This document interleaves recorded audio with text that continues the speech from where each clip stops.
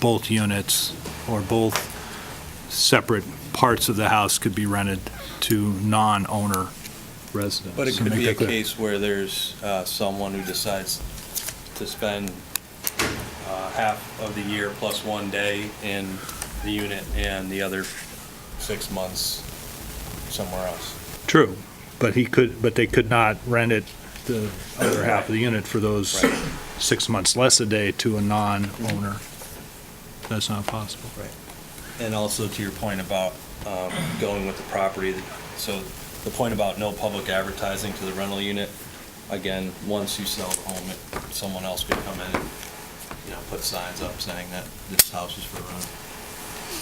But I understand that the new owner would need to come before you and confirm that they accept and abide by the conditions of this. Not your promise not to charge rent. That does not carry with the property. And I understand- The regulation as it relates to owner-occupier stays with the property. And I understand you removed the kitchen? Or you? We never had a Never kitchen. had it? Okay. Never had a kitchen. So the only work that was done previously was the starting on the stairway from the exterior, which again, Rob, couldn't the special exception be granted subject to the fact that they never place a for rent sign in front? I mean, couldn't we add that to a special exception? now I'm not over on my pay grade, so I don't know whether we can or can't. We could do that and check on our ability to do that. I don't know. I mean, Yeah. But you could rent any house, any single-family house. Yeah, we got into this discussion last time, is that the neighbor could rent their house. There's nothing that prohibits you from doing that. right. So this, It's a change of use within the property. what's that? It's a change of, I look at it as a change of use within, it's no longer a single family home. In a single-family neighborhood.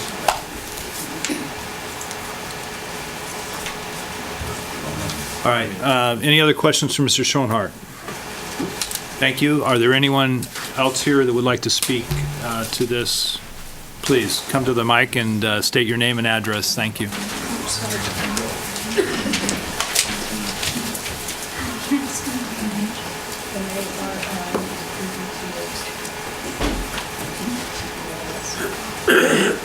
Hi, I'm back. My name is Mary Beth Peterson, and I was here last time. I think I didn't do a very good job of explaining myself last time because I went and reread the minutes, and part of the point I was trying to make didn't show up. And that was that in addition to the mechanical, the plan, or whatever, the standards that the board needs to review in granting the special exception are some things that I would like to get some comfort on with respect to not the Schoenhardt's use in particular, because I know that they're not going to create congestion or whatever within the neighborhood, but the next guy who comes along. Or let me just say, Pasture Lane is a really small street. It's a neighborhood of 10 houses. So we have the question of at what point does it no longer be a single-family zone if enough people put in multifamily houses? Does that then push something over the edge and require rezoning to occur? Is it okay to close this? It's not okay. Okay. I don't know whether that would shut it off or not. Oh, okay. I don't even know whose what it is. It's not, is it the Um, town? But I have a, is it okay to ask the board a question? Not or- plugged in. This is not plugged in? No, it's not. Okay. So does that mean it's okay to? It It's is, okay. though. If you're holding them up there, I just can't see over it, that's all. Is it okay to ask you questions? The board members, in June, you modified the accessory dwelling unit to incorporate the POCD, and part of it says to permit accessory dwelling units. But they're already permitted, they're already allowed, right? Can I ask what, in addition, your thinking was in adding that to the section of the zoning? A lot of the things in here concerning the functionality of the neighborhood, et cetera, I can understand. Was that the intention of the change? I'm not sure exactly what you're asking. So You sort of incorporated the POCD into the zoning regs by reference at the very beginning. as it relates to accessory apartments in particular, Yes, that's the change at the very beginning of I can't recall that. Okay, I was just curious. Here's my concern. We obviously have to protect, one of your goals is to protect and maintain the character of this very small neighborhood. And again, nobody's really worried about the showing heights, but in the future, we could have issues. A dwelling unit under the zoning regs is for one family, which means up to 5 unrelated people. That could cause a big traffic and congestion problem if it's not, maybe the number of people who could rent is regulated. I don't know. It is multifamily. It's a residential use by more than one family.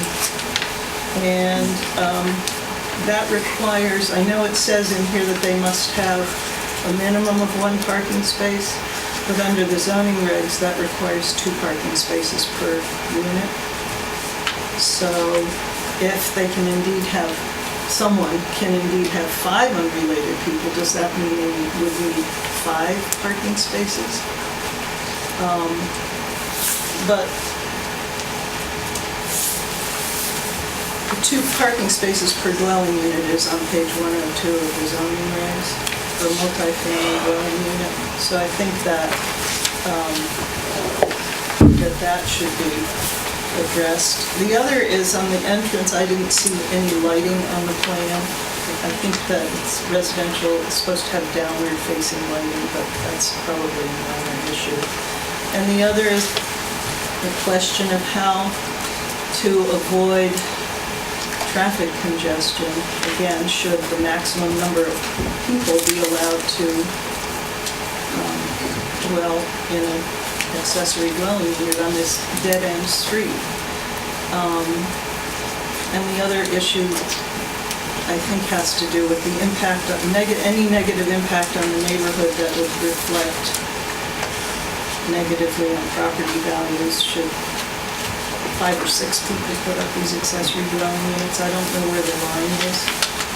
Again, no one's worried about the Schoenheims. They're really good neighbors, and they have been, and they have a beautiful home. But what we do today is going to change the neighborhood forever, and it has ramifications for the future. So. And I'm sorry, did you say where you live? I'm sorry, I didn't. I live at 19 Pasture Lane. I moved there 19 years ago this week. Anyone else? Go ahead.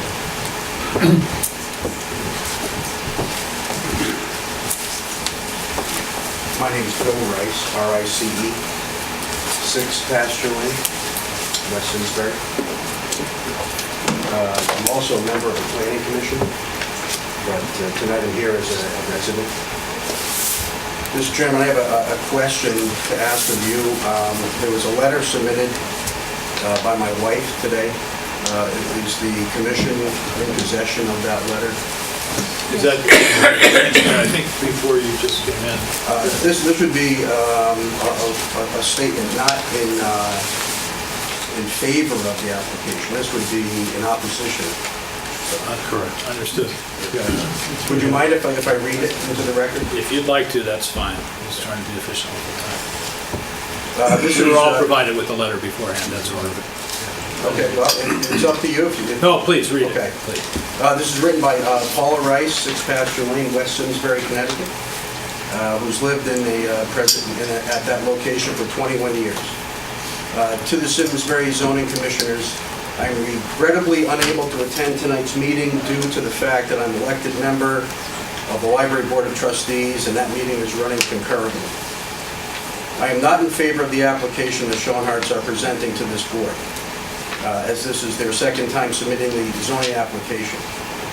At the zoning application meeting a zoning commission meeting on April 21st, they had several folks attend who supported this application, none of who live on or near Pasture Lane except for their son, Matthew, who incidentally lives next door to them. At this time, I know of no others living on the street who were in favor of this application. Changing 7 Pasture Lane to have an income-producing apartment will cause the neighborhood to lose its single-family home quality. Once the ownership transfers, who is going to control that 7 Pasture Lane does not become a 2-rental income property? I don't trust that the regulations will be followed at that time, with the result being the neighbors will have to police this. Renters do not have a vested interest in maintaining the grounds and upkeep of the house. Moreover, the fact that there is a rental property across the street from my house will negatively impact the value of our home. In fact, even one rental property will have a major impact on the neighborhood. I know of no one interested in raising a family in a single-family home neighborhood that has rental properties in it, especially if they want the typical West Simsbury Hamlet style. I spoke with a friend who's a real estate agent, and she said that having a rental property across the street from my home would be a deterrent to the sale of my property. At the April 21st zoning commission meeting, a supporter of the Schoenhardts said that a rental property would increase the value of the homes on Pasture Lane. He also said those opposed were ignorant and emotional as to the positive impact this kind of change would bring. That in itself was a rude, disrespectful, and incorrect statement. We had done our due diligence. My real estate agent said that a buyer's agent would disclose there was a rental property across the street, and this would negatively affect the sales price of my home by 10 to 15%. Please keep Pasture Lane as it is, a small, cozy, single-family home neighborhood. Thank you. Signed, Polly Rice. I think you have a copy.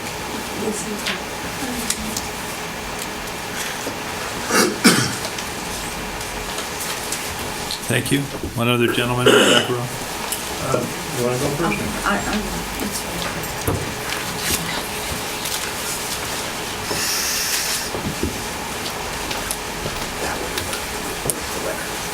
My name is Kathy Goff, but I'm reading this letter for Kim Pignon, Can I have that address?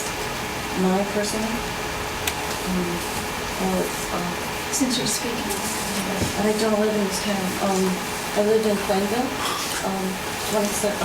57 Clayton Street. Can somebody else read the letter that lives in town, please? Sure. Somebody's here that's... I'll read it for you. I live in town. Mr. Scalzman, I'll read it. Bill Rice, 6 Pasture Lane, West Simsbury.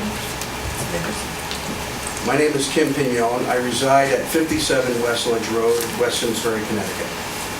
I'd like to begin by saying that I do not approve of this application. This is about the future of Pasture Lane and not about the Schoenhardts. They are a lovely family. My husband Kenneth and I have always viewed our home as our investment. Our home is the oldest on the street. We bought this property because the area is the essence of rural New England, with one of the oldest farms right in our backyard. With that being said, a 2-family rental property will change the street greatly. If there had been a rental property on the street initially, we wouldn't have moved here. Rental properties lower the market value of our homes and make them increasingly hard to sell. When calculated, my neighbors and I would lose approximately $30,000 to more than $100,000 each when we sold our homes. I don't have to tell you why that's bad for everyone involved. Tenants do not have pride of ownership in their property. We don't want to lose the integrity and character of the country setting that the neighbors and I enjoy in West Simsbury. It's the entire reason we moved here. This zoning application must not be allowed to happen, as it would change the character of the neighborhood entirely. It would go from a single family to a multi-family neighborhood. If anyone else on the street decides they'd like to do the same, where will it end? Furthermore, if a resident is denied a zoning application, why should they be allowed to resubmit the exact same zoning request for different reasons? Moving forward with the second request, will set a negative precedent for future residents that feel they simply can change their reasoning after being denied the first time. I don't feel my property should lose its value and charm for an accessory rental to be added due to increasingly ambiguous reasons. Please adhere to your previous vote of April 21st, 2014, and deny this zoning request. Thank you, signed Kim Pinion. Thank you.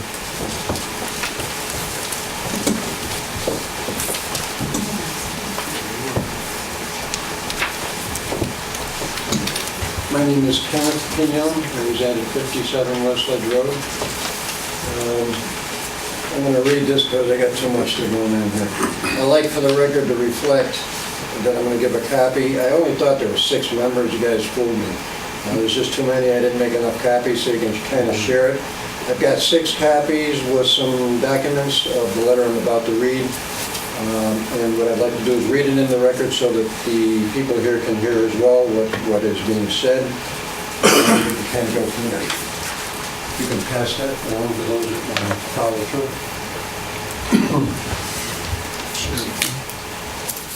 Now, just as a courtesy, I highlighted some stuff in the past zoning minutes, so you can take a look at it.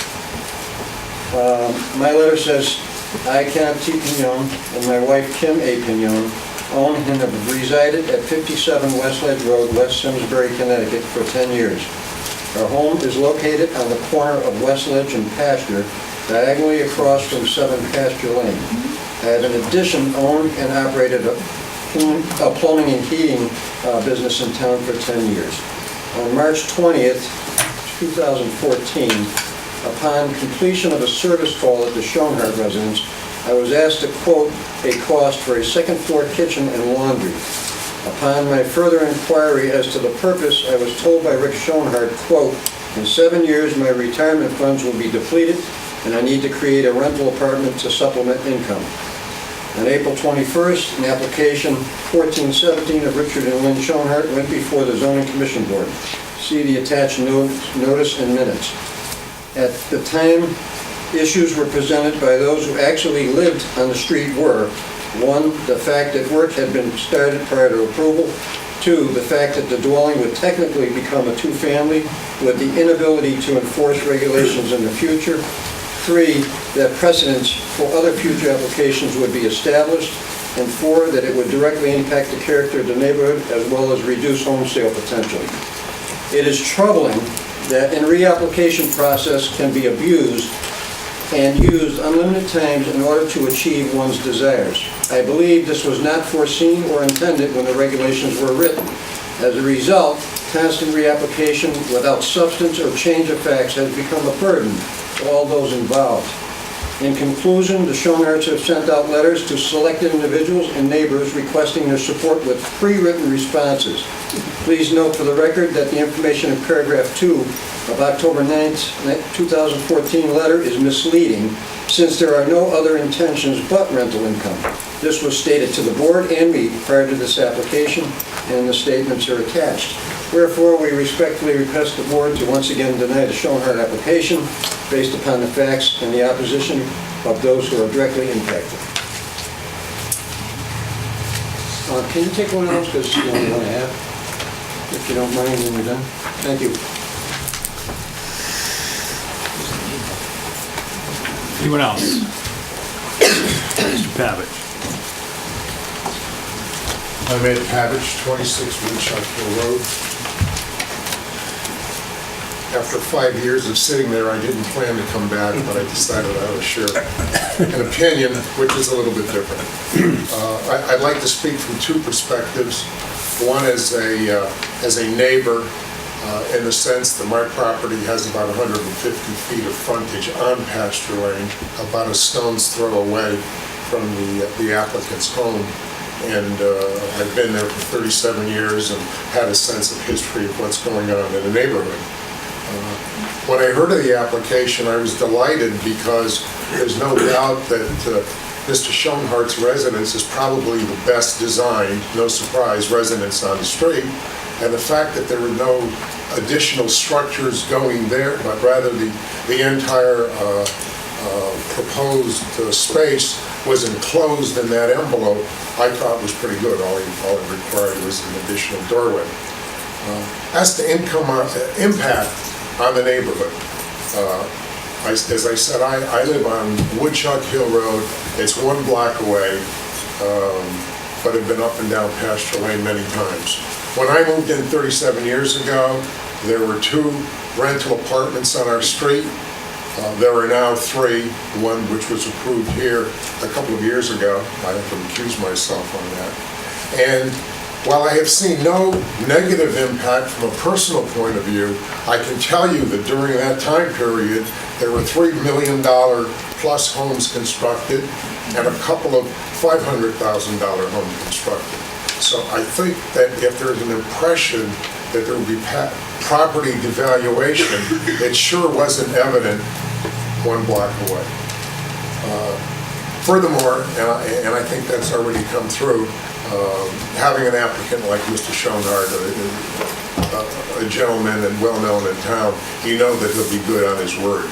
But now from a former commissioner's point of view, and without preaching to the choir, as you all know, the POCD did call, and that might have been some confusion earlier. The POCD does call for diverse housing in town and for diverse income levels. Interestingly enough, 2 meetings ago, and I watch your meetings on TV whenever I can, very interesting stuff.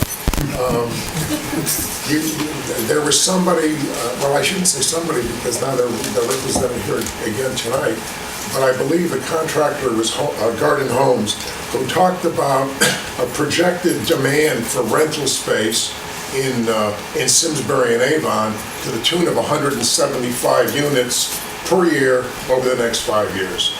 So there's a demand there, and I think Mr. Schoenhardt's alternative, whether he planned to rent it or not, is certainly well within a proposed absorption rate.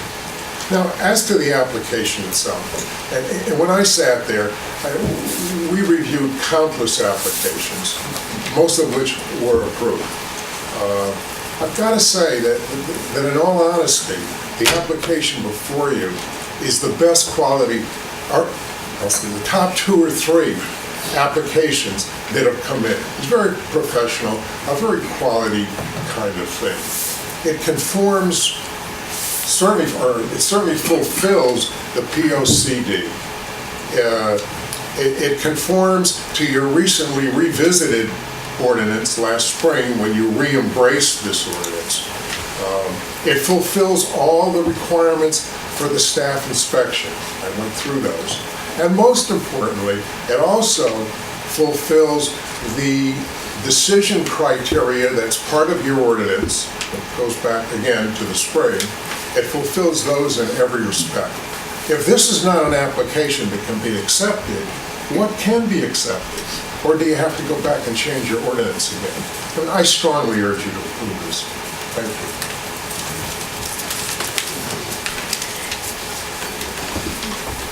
Can I say one more thing, or are we pretty much done? I'd like to address the board, if I may.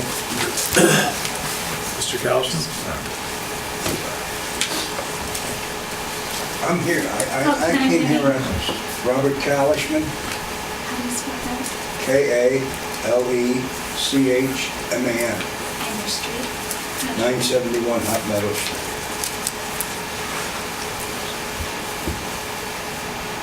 Simple. I'm not here as an alumni of the commission, but I am here to see obviously what's going on here. And it's been my experience that what's an attempt here is spot zoning. You may call it what you want, but it's spot zoning. Now, we all make mistakes. A mistake was made across the street over here at Eno Hall when they designed the flagpole. They designed a flagpole that was the shortest flagpole, and it was its honor to all veterans, and they put it right in front of the showpiece of town, right in front of Eno Hall. That was a mistake. And tonight, we're making another mistake, in my opinion, by passing this. This is a rule for spot zoning. Now, you can say what you want, but anybody that comes before this board is going to now use this, in the event it's passed, to say that precedent has been set, right? And the precedent is this, that it's being done in $1 million or $2 million homes, and it can be done in other homes. And why should you give special treatment to somebody that lives in a $2 million home and designed it and is a long-standing member in the community who's political? He's not apolitical, he's political. Why should you grant it to him, and somebody that lives in a $150,000 home, you're going to deny it to him? Now, mistakes have been made, everybody makes mistakes, I make mistakes. But let's start rectifying the mistakes that have been made on this zoning board. And I appeal to you, once you open the door, the floodgates are open. What's going to prevent somebody to come in and approach my friend here, the graduate of West Point, who approach him for his property on the end of the property and say, we like to buy your property, we want to put up a condominium, or we want to put up a duplex. And that's the next step. If you have one thing, have a duplex. Do you have something else on the Yes. particular topic? And I like to leave it with this. What you're voting for tonight is spot zoning. That walks like a duck, talks like a duck, gets a duck. Thank you.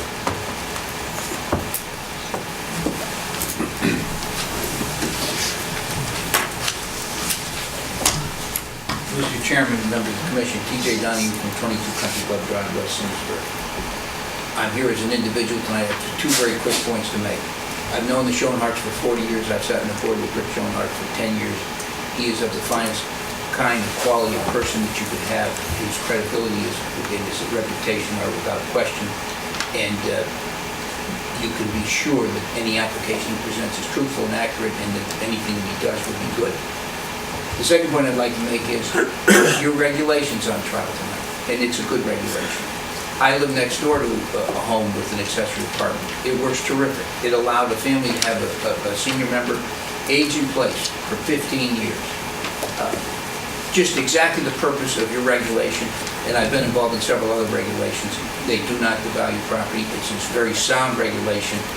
I respect all of the talkers tonight, but I would like to note that except for two of them, all of them talk about the kind and quality of the Schoenhardts and what type of people they are, and I just want to pass that on to you that I can go further.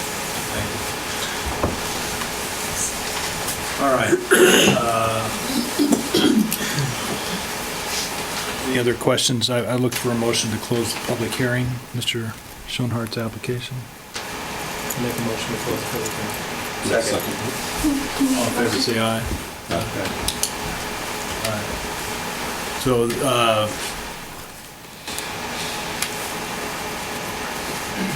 the second public hearing, or should we act on this? I suggest we act. All right, so I move to amend the agenda to consider this application before moving on to the other public hearing. So I look for a motion for the... Second? All in favor, say aye. Aye. So we have an application, again, from Mr. Schoenhardt. I'd be glad to hear some discussion from the commissioners. I'd like to put the application, propose that we accept application 1441 of Richard Schoenhardt for discussion purposes. Second. So the motion's been moved and seconded. Sorry, Any was discussion? just The motion is to approve the application. Right. I will make one comment on one of these, the letter from Mr. Pignoni, that one of the signatories is Richard Stoddard, and he actually owns a rental apartment out there, which I find kind of interesting. Well, he's on there as he agrees.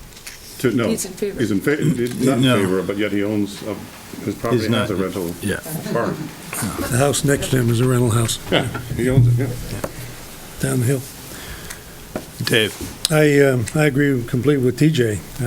TJ Donahue expressed the thoughts that I have on it. I think it's an application that fits the intent that we had when this regulation was adopted, and the people.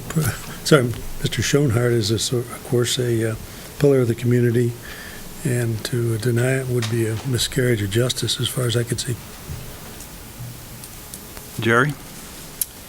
I'm not a big favor of these. If Mr. Schoenhardt had come in and said he was looking for additional space for a family member like Mr. Donahue points out, which is a very valid use, I could support that. But to come in and want to add an accessory dwelling just for a rental income, I wouldn't want it in my neighborhood. I'm in a single, home neighborhood, and I wouldn't want to have it next to myself either. So I'm not a big fan of these. I think most of the ones that we have dealt with since I've been on this board, we've been trying to correct past accessory dwellings, bringing them up to standard, but not adding them. So I'm not in favor of it. Derek? Well, I'll say, I think that whether it's a single family being rented or it turned into multifamily, it absolutely changes the character. I think it depends on where you're coming from. I mean, I have 3 daughters, currently all under the age of 11, but the house directly next to me in my former neighborhood was a rental home.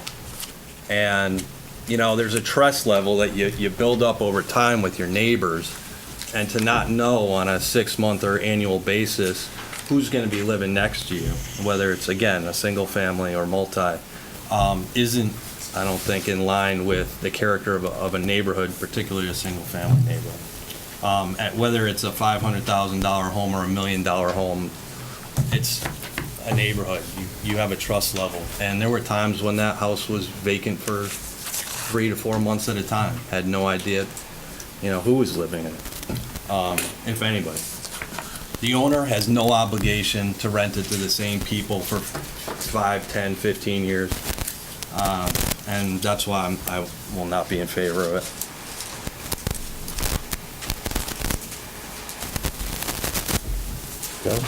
Well, the difference, I don't see this as changing the nature of that neighborhood. As a matter of fact, the owner has to be living there. So it is different than just a plain rental, and any house can be rented. So I think it actually, the house is pretty well hidden. So I don't see how it could have an impact on the neighborhood. You really can't see what's going on in the house anyhow. But this is why this regulation was put in place, is so that people could stay in their homes when they could no longer need the whole house, or couldn't stay there under any other means. So I think it does make sense. I don't see it as changing that neighborhood. We've heard that there's at least 3 other rentals already in that hamlet.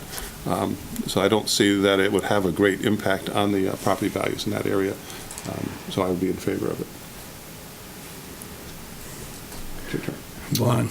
My mind hasn't changed since the last meeting. I'll go back to, I don't think his reputation or credibility is in question. That's not the reason why you would vote yes on it. I think it's important, but that's not the sole reason to vote yes for something like this. Number 2, I wouldn't want it in my neighborhood. I live in a nice neighborhood, single-family homes. If they start doing that in one, they're going to do it in many, and that's just not why I bought in that neighborhood and why I wouldn't stay in that neighborhood. So I would vote no. So I think there has at our board been quite a bit of discussion about the accessory dwelling part of our regulation, and I think we get lost sometimes in the it's not a moratorium on whether you should own or be able to own or rent your property. The fact of the matter is, anyone on that street could decide that they needed to be relocated, not be able to sell their house, and rent it. There's no prohibition against that. This isn't about rentals or not rentals. Discussion about families. What is a family or not a family? We had a lot of discussion about that. We're not talking nuclear families necessarily anymore in town. We're talking about people that come and stay. And the idea of this originally was as stated, was that you would have a place for someone, a caretaker or a son or a parent, to come stay, but it was never written that way. It was always flexible enough so that you didn't have to be a blood relative or a son or you could have a caretaker. And whether that was for rent or not was not really ever decided. And so our regulations are intentionally clear on those distinctions. And yet the discussion about the neighborhood has to do with implications of a lot more people and a lot lower class or concern about the people that might be renting the property. But the regulating factor of the regulation is that the owner has to occupy the building, and implications that we wouldn't enforce that rule downstream is just not founded. You know, So, go ahead. If Rich Schoenhardt had come in and said that he was putting this together, an application in so that he could rent it to a caregiver, I think it would have sailed through. And so the distinction, and yet the regulation doesn't mean that he couldn't rent it to anybody. Our regulation is pretty clear that it goes with the property, and the owner lives there in one place or another, and he has to live with whoever he's renting to. And I think that's the best control you can have over a rental If it property. goes with the property, then why would it fly through if it was a caregiver? I'm just saying that emotionally, people here would have said, oh, okay, a caregiver, gee, that's a nice thing. And I think he was honest and said he needs the money from renting it, and that became a red flag in people's eyes. And yet I think his very fact is that he's the guy renting, he's the guy living with them, or whoever owns the property, that's the case, is the best control you can have. Yeah, but I think, see, my issue with this whole thing, and I brought this up before, it's one thing when somebody comes in and says they have a caregiver situation, and we want to be sympathetic to them. But my big issue with this is, this doesn't end when the owner sells the property. So while Mr. Schoenhardt is a very upstanding citizen, and we know he's going to do the right thing, we don't know who's going to be living there in 5 or 10 years. But whoever that is the owner who buys the property. And by the way, anyone can buy that property when it's sold from any of the neighbors. And the buyer is, the neighbors don't get to choose the new buyer, but the regulating factor, I'm not arguing, I'm just stating the fact that is that whoever it is that buys the house, puts the money down and owns the house, has to live there and manage that property for the benefit of himself, his or herself. And it will clearly be policed by its neighbors. But the neighbors don't get to pick who buys the next house. I mean, that's universal. Right. So the buyers, let's say they're in their mid-50s and they have some kids and they're old enough to stay in monitor the one side of the family. So now it's not necessarily the person that bought the house, but it's a family member of the person who bought the house. Well, see, now we're getting involved in people's lives, so I'm just saying that we don't, our regulations are not designed to say who gets to buy the house. You just said that the person who buys the house needs to stay. That's absolutely true. That's absolutely true. They have to affirm to us that they will own or occupy the house. They can't buy it and then turn around and lease it to two different people. I understand that, but what if you're a family member of the person who bought it? What about it? Can they stay there while, the person who, let's just say the parents or whatever, That can happen in any house on that street, the people who own it can let their children live in the house. We don't prevent that. Yeah. We're getting into the lives of the people, point of though. living in a single-family neighborhood, though, from my standpoint, is to raise kids, to bring your kids up to the school system. And in that scenario that I just mentioned, it would not be in the character of of that neighborhood. But now you're applying that standard to whoever buys the house, Derek. I'm not going to accept that as a legitimate argument against my argument, which is that the ability to we don't dictate who can buy the house. I understand that. Yeah. Or who has to live in the house. There's just a tremendous amount of unknown as to the future after Mr. Schoenhardt. As there is with each of the other 10 houses on the street. That's my only point. And every other accessory apartment that we approved. I mean, what you're essentially saying is, we should deny all accessory apartments. I do have a problem applying this standard here, and because it's inconsistent with the great majority of the places that we have already approved. I have to say that on the Many of the ones record. we've approved since I've been on this board were already constructed, and we Right. made decisions after the fact. That's I'd like not, to go back to the record that and may see- be true for a while, your tenure, but not. That's a statement that I made in my Yeah. tenure here. Yeah. That's all we voted on. And that's my issue with it is, And if When- new ones came, Mr. Sh- if new ones came through, we're gonna look at those on an individual basis based on location, neighbor sentiment, rules and regulations. So describe a neighborhood in which you would approve, under your standards, describe a neighborhood in which you would approve an accessory apartment in this Personally? town, in this town. I wouldn't be in favor of it. Hence my vote here. But then, Is that true for you, Jerry? yeah, we've just. Unless you had a unanimous sentiment from the cleaning up and neighbors. making things whole again. We sat right here, maybe it was a year ago, when a woman came in, bought a house from out of town, and she said, I bought it because it had a rental property. I mean, to me, when Mr. Schoenhardt is done with the property, when he sells it, this exception should go away, and the new owner should have to come in and reapply. Oh, okay, we're not talking about changing the regulation. No, We had you that, know what I'm but- saying? I mean, but this is my problem with it. When I sit here and somebody buys a house, moves in from out of town and buys a house, and they say we bought it because it was a rental property, But it's not like they're buying. this is where I would love to have Mr. Peck here tonight, because he could tell us in how many neighborhoods there actually are already approved We're finding accessory. out there are a lot of them. Yes, there are. I agree with you wholeheartedly, but It's probably twice as many that aren't approved Yeah, I that was are just gonna actually make that- functioning. there are a lot. And we've been dealing with them on a case-by-case basis. when they And do. approving them. And why have we been approving those? Why are those more approvable than this? Why would you have voted for that and not this? Bob? I'm just asking, I'm not trying to put you on the spot, but we've approved, I'll bet we've approved 80% of the ones there. I can only think of one other actually we denied, which was the same night that we denied this one. But the ones that since I've been sitting here, the ones that we have approved, nobody's come in and said, not in my backyard. So that's the standard. Well, It's a factor. It's not the standard, but it's a factor, just like it is here. this is, It's an important consideration, but but we've also had people adjacent to them who say it's fine, so. And some of the assertions are not fully agreed by other people.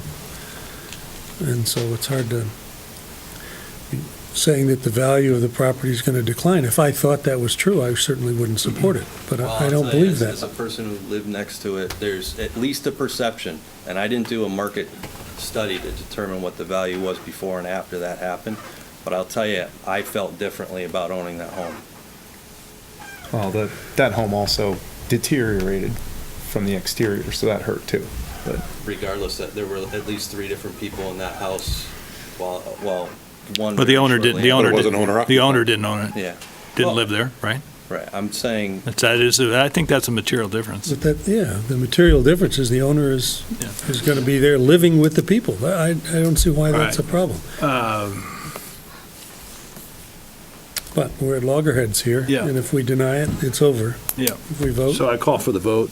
I think we should table it. You want to table it? We don't have to decide it tonight. We All can right. get more facts, and otherwise, it's, well, I'd like to know how many people here are gonna change their vote from what they have in their head right now, because I don't see the point of tabling this if everybody knows how they're gonna vote. If anybody has any need to think about this longer, then I would suggest they let the commission know. Otherwise, I would move we vote. well, Dave, what do you think would benefit, what would we gain out of tabling it tonight? What questions do you need to have asked? Rob just said, if Hiram were here, he could answer some of the questions. Okay? And I think there is a lot of, I don't know, disagreement and fear. And, fear is an important thing. I saw what happened up on Woodchuck Hill. There was pretty big houses up there, pretty attractive places, and there's several of them that have in-law apartments, and I don't think anybody views that as a detriment at all. And so I'm just at a loss to understand the fear, I guess. And so maybe if a little bit of time elapsed, the fear might subside or be answered. That's all. Yeah, but I think there's a little bit of a difference between an in-law and an au pair apartment that is contained in one dwelling, and you're taking a dwelling and you're putting a separate entrance on it, another parking space or two. I mean, when you're saying in-law apartment, I know a lot of people who have an elderly party living in the house with them, and they don't have a separate entrance and a separate parking space, and, I'm not sure. What matters, I guess, is the kitchen. We gotta look at a bigger picture in the back of my head is, we're looking at all these applications for apartments that are supposed to be a little bit more affordable. Well, I would say Mr. Schoenhardt is a perfect candidate if we are going to start increasing the apartment stock in this town. I mean, we're doing it for a reason, because we think that there's going to be demand for those apartments. That's yet to be seen, but That seems kind of cruel, actually. I'm not trying Guys to be live there cruel. for I'm 40 or 50 I'm just years, saying I'm wants to stay living there, and that's not a nice answer. Design the house. It doesn't always work that way now. I'm not trying to be cruel in any way. Well, I can point to the letter that you just read. You've got a neighbor who has an accessory dwelling that's against it. What changed his mind? I mean, here's a person that was benefiting from this regulation, and now he's against it. I don't understand that one either. I'm sorry. Mr. Stoddard, why? Mr. Stoddard's against it, and he has an accessory dwelling. It's in a barn. No, he has it's a separate property. It's not on a, Well, I didn't see the letter, I'm just going to do it. no, but it really is a smaller house on the same property as the farm originally. And at one point, you could have said that was an accessory dwelling, but it's, I'm sure, a separate property on the town records. Just a point of reference, having two separate kitchens is one of the tests of it being a separate unit. Right. So whether it's in-law or otherwise, Right. the separate kitchen is part of that distinction. Understood. That and the second entrance, but the second entrance actually can be inside the house. We had that discussion at length. Right. Yeah. All right, so Dave, do you want to make a motion to defer the vote? I would move to table it. I would second that. All in favor of tabling it, say aye. Aye. Aye. Aye. So all opposed, say nay. Nay. All right, so it doesn't pass. How do we make a So motion to I will untable it? call, what? I will call for the vote on this application as submitted. All in favor, say aye. Aye. All opposed, say nay. Nay. Nay. As is our standard, when the vote is 3-3, it's denied. All right. All right, thank you. Let's move to the next public hearing. Application 14-43 of Robin Vidito of Connecticut Children's Medical Center, agent for Marshall Epstein and Lynn Marshall, owners for a special exception. Hi, how are you? Good. Couldn't be better. Mine should be pretty easy. Mine's a paperwork situation. Each year we hold a fundraising event, a celebrity chef farm chef dinner at Rosedale. And our event usually gets put on the list of events that Marshall holds beyond his everyday organization. We didn't get put on that paperwork back in May, and in order to file for my liquor permit, I just need you guys to say it. We didn't give you enough flexibility, Marshall? There is, that's the whole point. There was supposed to be flexibility, and if all events weren't already planned, but it wasn't on there. The new zoning people said it wasn't on there. All right. Anybody have any questions regarding this? Is there anyone here to speak to this application? It's a public hearing, I have to offer. Hearing none, I move we close the public hearing. Second. All in favor, say aye. Aye. I move we further amend our agenda to vote on this application at this time. All in favor, Second. Second, all in favor, say aye. Aye. I move we accept the application 1443. I'll second that motion. Any discussion? All in favor, say aye. Aye. Unanimous? Approved. We still have seats available. Average is increasing. All right, thank you. That brings us to application 14-37 of Robin Messier Pearson, Esquire for K&K Developments, Inc., agent applicant for Mark Greenberg, Infinity 4 LLC owner, zone change from I-1 to PID on property located at 34 Hot Meadows. This is a continuation of the public hearing that was opened at our last meeting and remains open. There was an exchange of staff memo and a response. Do you want to cover that response verbally? So I'll let the applicant have the floor.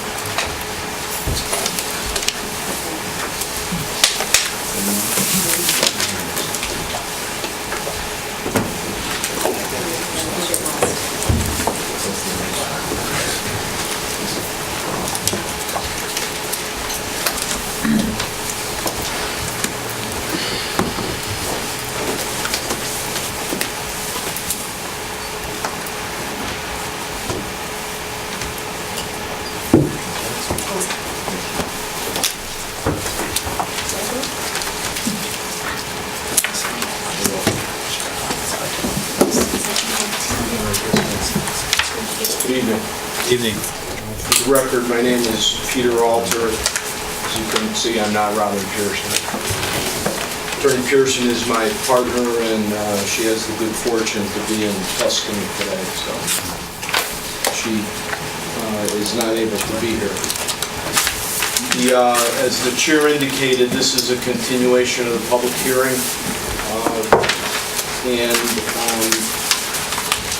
we have had the opportunity to review Mr. Peck's memo of October 13th, and I believe you all should have received our response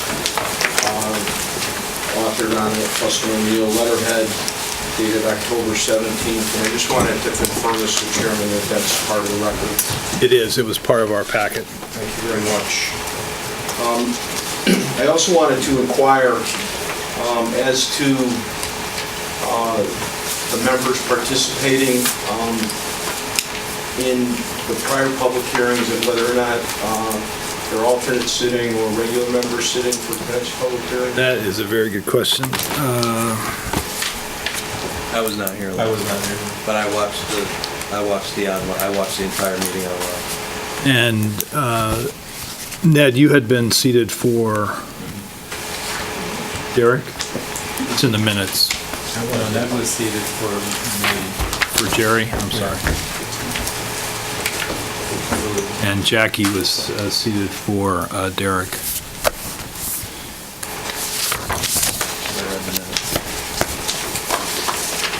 So did you watch the video? No. Okay. So we will determine how we proceed when we get to that point. Okay, well, we have 6 We have a quorum tonight. Very good. You have a full house, in fact. All right, I just wanted to make sure that we had enough members to consider the matter. We do have our presentation team present tonight, so in the event there are any questions or comments, even though you're going to principally hear from Chris Ferraro or Fussin O'Neill, we are available to respond to any issues or questions that the commission members may have in this, which we hope is the final evening of public hearings in this matter. We do stand before you tonight having been through all of the preliminary approval process that is spelled out in your regulations and required by other administrative agencies, so that we stand before you with all of those approvals and recommendations in hand.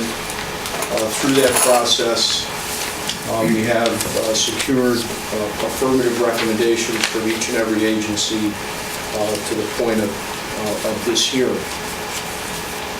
And before Chris begins his comments, the other comment I would make is that I would ask commission members that before you close the public hearing, if you have questions or matters that you think need further discussion or information, that you ask them before you close the public hearing, because once you do that, we're not able to offer additional information to you.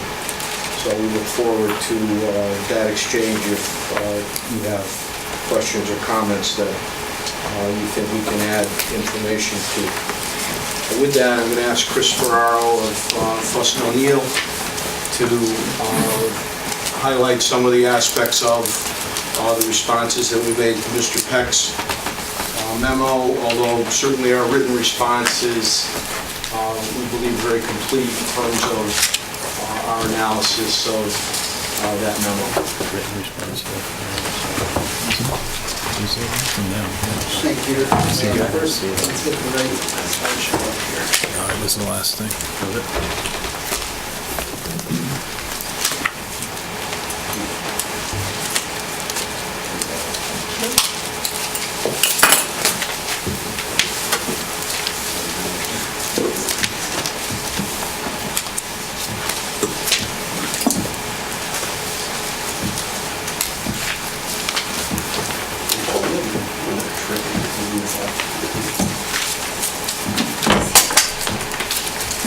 So, it's not hiding slides. Having,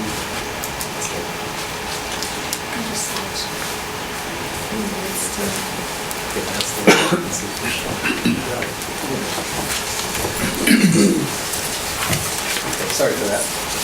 I'd just like to go over a couple of things. I'll be brief, and then we can certainly open it up for discussion. But we made a fairly lengthy presentation during the last go-round. We had a good discussion. We decided to leave the hearing open. And, Hiram points out in his memo probably one of the primary issues this commission faces, and that is the applicability of this particular application as it relates to the plan of conservation and development, and as Hiram points out, the 5 tenants. So I just want to spend just a little bit of time reviewing those 5 tenants and have been prepared literally in accordance with those right from the planning and the design process. So the first part of it includes a thoroughly and thoughtfully prepared master plan. The key component of that, though, is the entire site. So the goal of the PAD regulation is to take a multi-use, multi-property site and place enough design controls that it meets the standards of the character and the uses established by the POCD. We think we achieve that. The Southern Gateway District, which is what this area is called, there's a number of tenants with respect to open space, with respect to views as a signature visual characteristic of that area. We testified, and you've seen our plans, which basically preserve and will be, I think, deed restricted, 150 to 200 feet of green space between the edge of Hot Meadow Street and Reedus Roadway as sort of that entrance green. I believe the plan of conservation and development calls it out the width of a football field. Width of a football field is 160 feet. So we've really utilized this plan of conservation and development completely throughout the entire design process. With respect to the views, again, the previous presentation went through somewhat of an exhaustive view shed analysis where we took cross-sections from Talcott Mountain. We related those cross-sections back to building placements and building heights along Hot Meadow Street so that we would ensure that a continuous view of that ridgeline was established, again, in accordance with the POCD. And that, of course, is the roadside vistas and access to recreation areas. We testified extensively on the relationship of this project and its orientation to Simsbury's Bike Trail. Simsbury is the only bike-friendly community in Connecticut. We think that that particular aspect of this particular residential part of the development could be a real hook, a real advertising proponent for us to move forward with that. And of course, it connects directly to the Nodbrook Wildlife Sanctuary and other recreational areas. Lastly, preserve the two-lane character of Hot Meadow Street. We worked on the Route 10 corridor study in 2010. We understand what that means. We understand why the town wants to do that. So we made darn sure that any impacts associated with this would not have any impact on losing that two-lane character. And just to give you a sense of scale, the previous application in circa 2006 would literally double the amount of square footage, double the parking, double the traffic generation, exactly double. Actually, we're 49% of that previous application, just to give you a sense of scale of what's exactly being proposed here. I want to point out maybe a couple of more things in that. The pad regulation is an interesting regulation, especially for an area like this. So this area really is, this area is really it's almost an infill area. As I testified earlier, all around this area is mixed use. There's retail, there's office, there's multifamily residential, single-family residential. There's the Nodbrook Wildlife Area, all connected by a bike trail. This property is as much about the areas of Avon, Canton, West Hartford as it is about Simsbury. And the connectivity of this, which actually Capital Region Council of Governments applauded this application for its connectivity and use of the bike trail, is a primary component. So the plan of conservation and development goes through a number of additional tenets or growth objectives. I can go through those exhaustively if you'd like to, but the last thing I wanted to hit on, which Hiram pointed out at the end of his memo, is that this project, this site, should be part and parcel to smart growth principles. Well, by default, it is, because the PAD regulation and the POCD are established predicated on smart growth principles. The state's plan of conservation and development is predicated on smart growth principles. CROG has suggested that this application meets those objectives of the state plan of conservation and development, and therefore is smart growth. But I want to go through the 10 tenets established by EPA, adopted by CROG of smart growth principles. Mix of land uses. Take advantage of compact building design. Create a range of housing opportunities and choices. Create walkable, connected neighborhoods. Foster distinctive, attractive communities with a strong sense of place. Preserve open space, farmland, natural beauty, and critical environmental areas. Strengthen and direct development towards existing communities and areas. Provide a variety of transportation choices. Make development decisions predictable, fair, and cost-effective, which frankly this PAD application does. By approving this PAD application, you're approving a design character and a set of standards for this site that makes the future development of the undevelopable areas very predictable to the development community, and they like that. They don't like unpredictability. Finally, encourage community and stakeholder collaboration in development decisions. Being in front of 9 agencies and commissions in the town of Simsbury certainly will meet that goal. We have, as Attorney Alter suggested, we have submitted responses to all of the staff comments. We concur with many of them, and I don't know how the commission wants to handle this at this point. If you'd like me to go through each. I think it would be helpful if you went through the ones that yes, let's go through them quickly and highlight the ones that you agree, and then explain your positions on the ones you don't. And just for the record, the questions in staff memo are questions primarily from the staff, although some of them were generated by the commissioners. Okay, so I suppose we can start on page 1. And we'll start with the view protections, actually. We're going to take page 1 of your response. No, actually, page 1, how do you want to do that? Your response. Let's use your Okay, response. Let's use my response. All right, so page 1 of our response, page 2 of your response, views. So this is talking about conclusion of our view shed analysis finds that structures on parcel 1B will have little impact on the continuous view of Talcott Ridgeline. Basically, what we're suggesting here is that you need to be reviewing future applications for compatibility with this view shed analysis study that we prepared for you as part of this application, since the buildings that we're going to be building initially aren't an issue. They're set part of the back. The buildings that are an issue are the ones that are going to be closer to Hot Meadow Street, and we feel that we've provided enough analytical information for you to be able to review future applications at that time. If we go to the next page, we concur, obviously, with the one-story height limitation in the areas that staff suggests. We had proposed that originally. The staff, I guess, took a look at the distance between the Northeast Utilities building and its 280-foot setback. We established 260 feet, and actually we modified that building height through, because of some of the planning board's comments at the time, we modified our roof pitches to actually see more of that continuous mountain ridge. We feel that the 260 feet that we're proposing there is in fact adequate to support the intent of the plan of conservation and development with respect to the ridgeline, single ridgeline. We are proposing an open space of between 150 and 200 feet, again, along the Hot Meadow Street frontage in accordance with the POCD. The next, item B, we concur with that. Item C, we concur with that. Item D, we concur with that. Item E, this was an interesting comment to us. We tried, frankly, to balance the needs of tax base and commercial and mixed use with the issues of residential. Frankly, we don't see, nor do we object to any future residential application for the front part of 1B. I think it's highly unlikely that you'll ever see that for a multitude of reasons.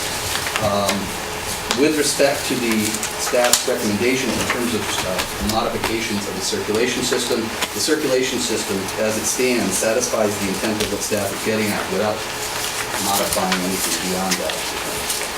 And that is further addressed in F, which is minimize 1C access and parking. So since we're talking about this, and we're going to read a little bit, what I'd like to do is show you this slide. So this was the on-the-record response to staff's comments. Their suggestion basically was that if these went to a housing component, that this road would be filled with, this road would be an alleyway, connected alleyway with driveways on both sides, actually residential use here and residential use here. That's textbook. We absolutely would agree with that. And if it did go residential, that's how it would be set up. The reality is that we're proposing small, one-story commercial, and we're placing the majority of the parking of that one-story commercial in the back, and we are locating on-street parking in the front, but clearly reducing the amount of parking in the front.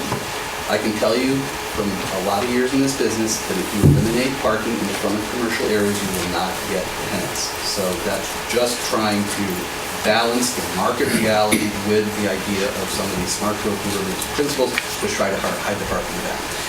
The other suggestion staff had was to move this big roundabout back to this wetlands area. Well, we just got a wetlands approval. And part of that roundabout is to do a number of different things. It's to balance the environmental issues, minimizing environmental impacts. It's to maximize the aesthetic and provide sort of central connectivity throughout the entire place. With respect to how this works, I think all this can be achieved, staff's intent can be achieved with one simple, and that's basically extend what was a dead-end parking lot, which they pointed out, extend this right to there. And basically the system, the entire system acts pretty much as staff has intended without having to go back to wetlands, and we may or may not get a permit at that point. The size of that disturbance would put us into probably the Army Corps. So the 6th and 7th buildings are now residential townhouses still or not? These were proposed as residential townhouses, and they remain.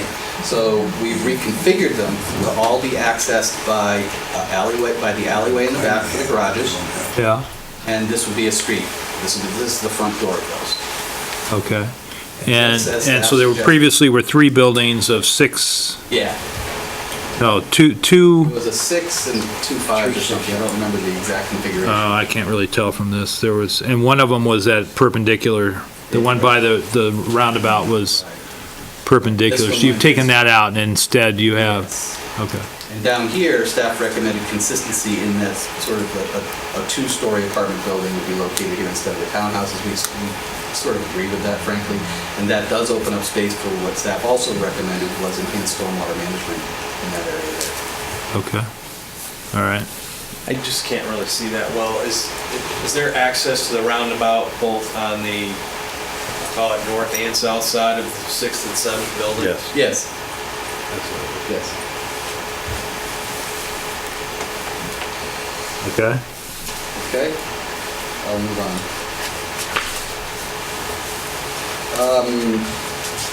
B, I think, were restrictions, considerations. On the CLMP site, we concur. C, we concur. I think I've been through this already, sorry. D, we concur. E, we just talked about, I apologize. Yeah. F, that we just talked about. Yeah. Getting back on track. Carports. Carports, not a problem. We will revise during the site plan process. Circulation and road access. Again, I think I just addressed a good part of that in the response. If you'd like to take time, please just read it. I think does everybody understand? Okay. The next are item 3, incorporation of master plan and revisions. Obviously, to the extent that the revisions that we're talking about are associated with the response that we've provided, we agree with that. A lot of discussion in this particular comment about screening, and in my opinion, screening is going to be part of that site plan application process as we move forward. Open space, number 4, we concur. Number 5, on-site traffic, we concur.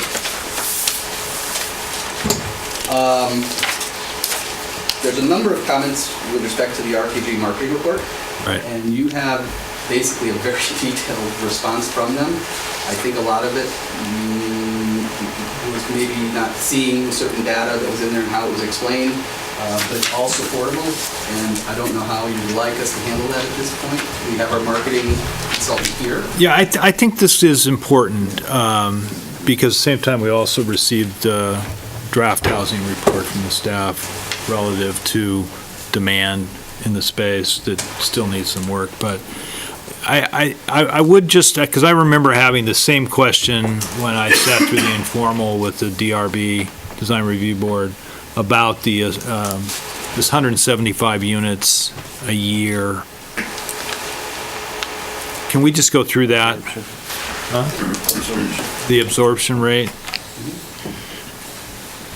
One of the hard things I have is when the response refers to tables, and I don't have that document in front of me, it's hard to go back and forth. But maybe just at a high layman's level, explain how we get, what does 175 units absorption per year mean? And I know you make the distinction between new units and re-let units. Absolute turnover. Okay. Sure. So go through all of that, and then also how you took into account the other projects that we are either approved or aware of in town. Thank you. Thank you to the board and thank you to the citizens.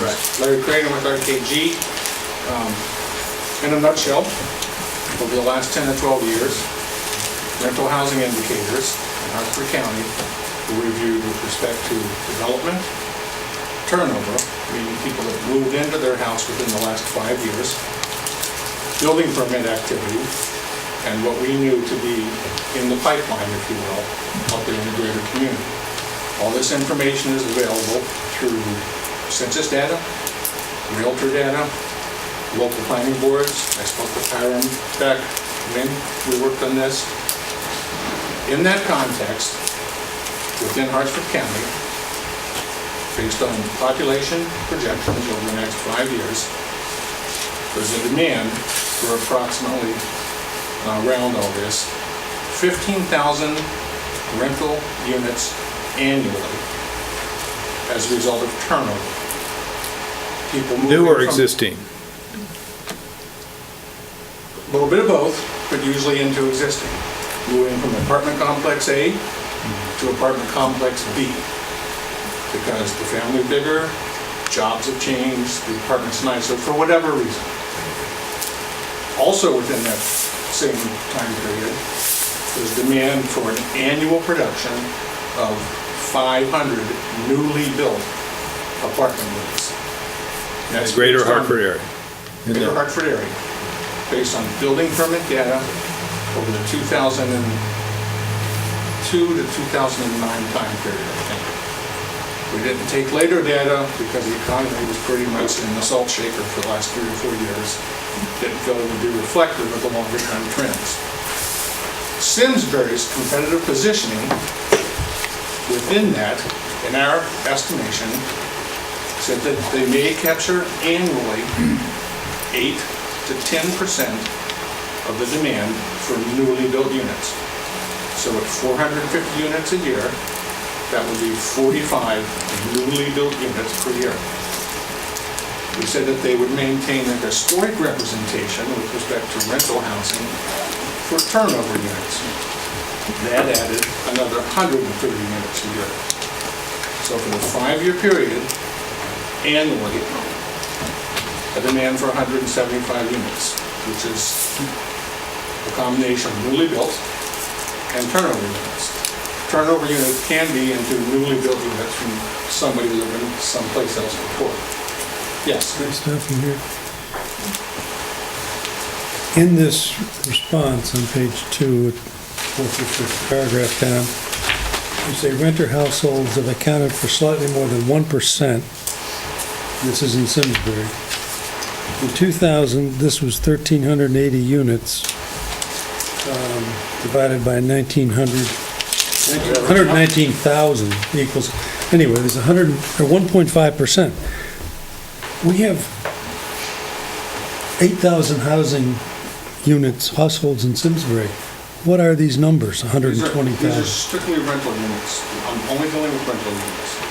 But we don't have 119,000 rental units.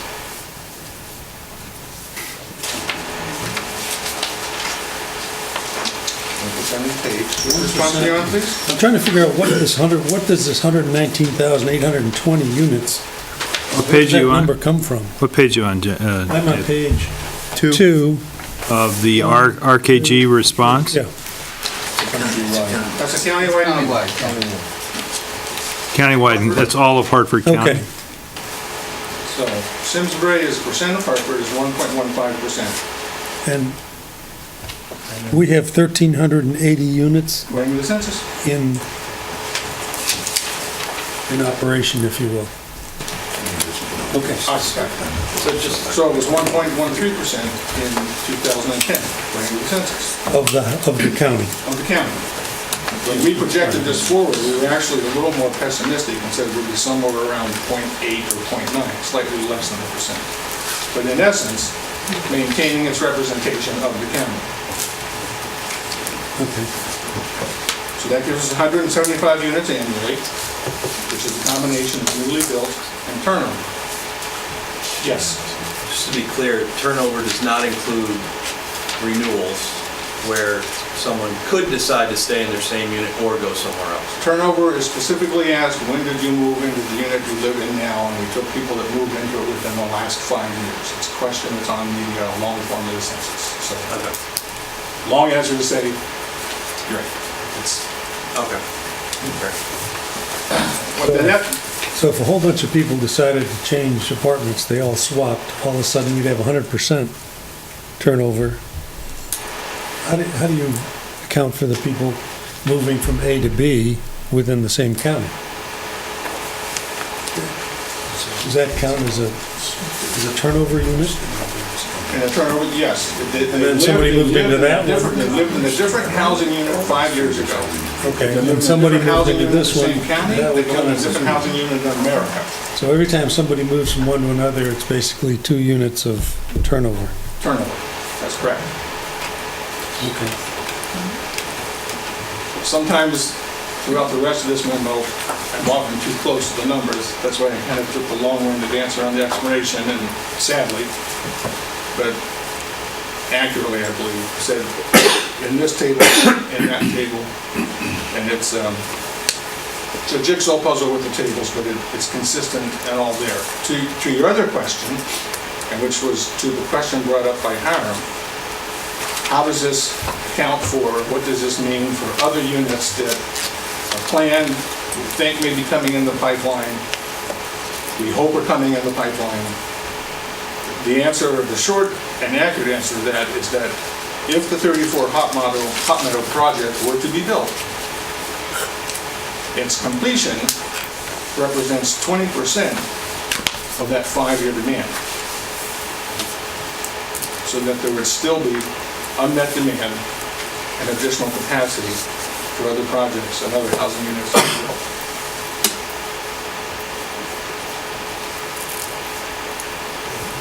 Yeah, so the hard thing I'm having is the 45 units new. Right. Times 5 is 200 units. Right.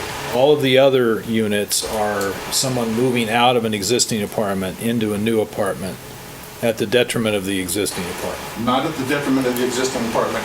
Absorption continues to happen up the food chain. If you look at the history of Simsbury and at the history of Hartford County, rental rates or vacancy rates in apartments have been well below 5%. In the apartment industry, 95% occupancy is considered full occupancy.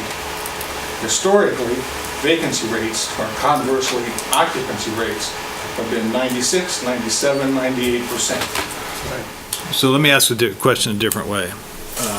I think all of this goes to the demand and the uptake. Do we need, if all of the apartments we've approved, it adds up to over 500 units in Simsbury. Do we need 500 new families to move to Simsbury in order to fill those apartments? That's a hypothetical question. You'll have some new families moving to Simsbury. You'll have some families perhaps relocating from somewhere else in Simsbury to the new apartments. Meaning that the apartment they vacated could come from somewhere else. We don't know the answer to this. You almost answered my question. If the people that moved into the new apartments, whether it's yours or any of the others, moved from another apartment in Simsbury, right. In order to fill that apartment, someone else would have to come from outside of Simsbury to town. So at some point, as you keep moving down the ladder, yes. Okay.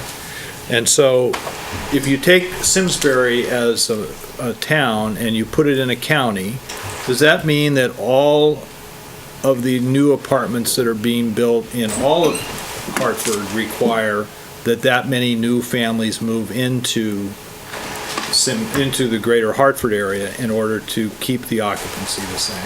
Well, yes, or that households change in the greater Hartford area. People get divorced, children leave the home, etc. The market's been indicating that has been happening with occupancy rates well over 95%. So you're saying that some of my definition of new families might be there are two families where there used to be one, or there's parents and children, or parents and, okay. The new family could be an absolute, but they absorb another house. New resident? But they absorb another housing yes.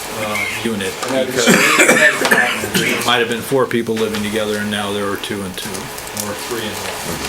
Elderly is downsizing to a nicer apartment and not wanting to put up with home ownership anymore. So then in your report, do you talk about the overall population changes in the greater Hartford area? Is that negative, positive? It's been positive over the last decade. I believe, I got a table in there, I don't recall the number exactly. But it has grown over the last 10 years, as has the housing count. And again, that comes back to what we have that information, Rachel? Yeah, there was actually a new study today on millennials, and it was very interesting. So it was that overall population growth, I think Hartford was that overall population is growing, our proportion of those 25 to 34-year-olds is growing a little bit faster. Yeah, that's the study I found in the context for today. This was, Which are apartment buildings. that I get. If there are jobs. Yes. Okay. Again, if the rest of it, I apologize. I know you indicated you didn't have a report in front of you. The one question that came out was the ability to absorb these units and how it may impact on other planned projects.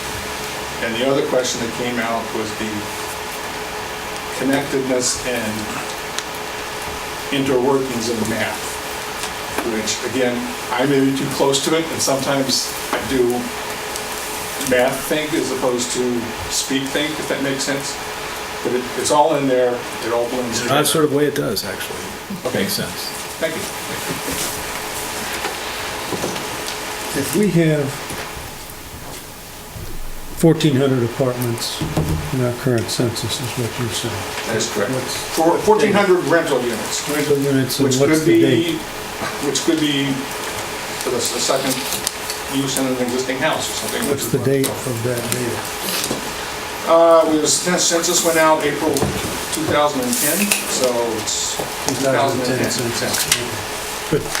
As part of your math thing, was there in the analysis that, well, on it, we'll just say out of the 120,000 units in Hartford County, that there's 98% occupancy level and stabilization is 95, and therefore you have that 3% differential to spread out among all the units, such that you could basically say that all the units, so if you just flattened everything out at 95, there would be that additional inventory of people to fill. It would be marginal. Yeah. I mean, the way the real estate market thinks, property managers, if I'm 95% occupied, I'm always occupied. There's always going to be a vacant unit because someone's transitioning to another job for whatever reason. But those are also statistics that are maintained by the census, by the state of Connecticut, our building boards. So. One last question. Is there any material amount of rental stock being taken out of the inventory, old or? I can tell you that if you give me 1 second.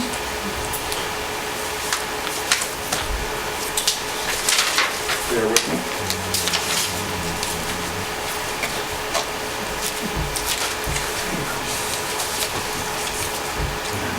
And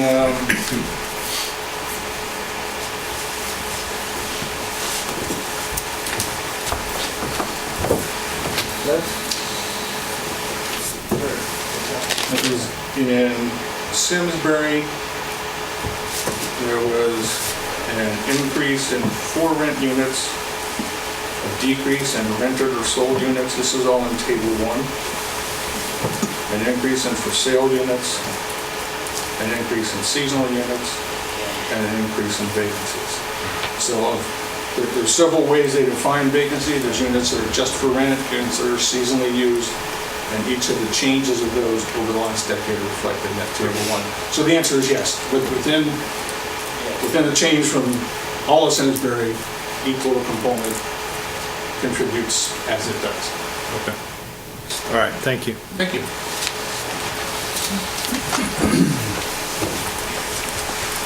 Thank you, Larry. Sure.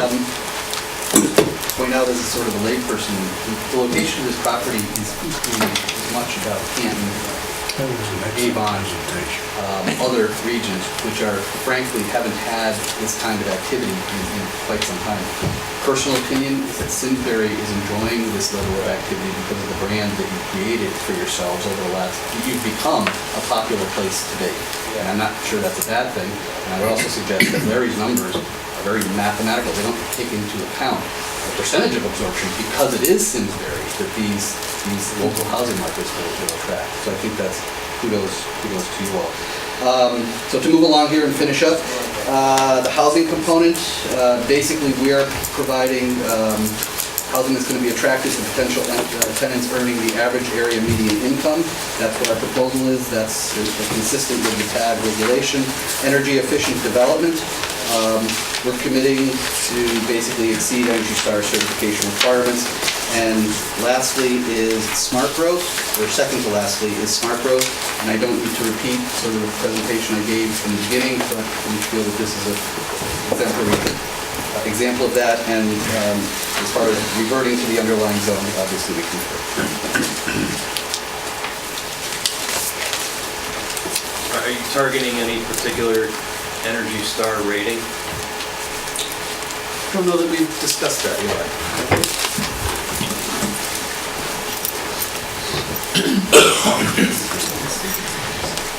Good evening, I'm Bill Krosky from Krosky Architects, and as Chris mentioned, we are going to be, have our buildings Energy Star certified, which means we'll be able to take advantage of some rebates. Energy Star is a program run by Northeast Utilities, and if we have high efficiency equipment and tight building envelopes and good insulation, good windows, and then as we plan to, we will be testing for that and then achieve that certification.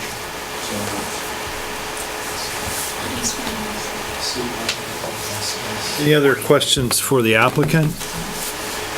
Yeah, we have added, according to this number, 552 units since 2010 in our apartment stock. Including what's been approved? Kings, from starting with Ritson's, and then the three that are listed here. Is that not including the MS facility? Not including the specialized MS Is facility. that MS or C? Yeah. It includes No. Does it include the stuff that we tentatively approved on Powder Court? Yes. Yes, that But includes. not the Hartford. Condos, the houses, and the apartments? I believe the number is rental units. Not the houses, but the townhouses and the condos and the apartments.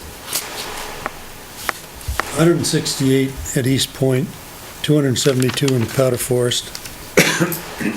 That includes the townhouses. It includes the condos for ownership? That'd be apartments and condos. Right. Condos would be. Does not include Carson Way, which are for sale houses. Right.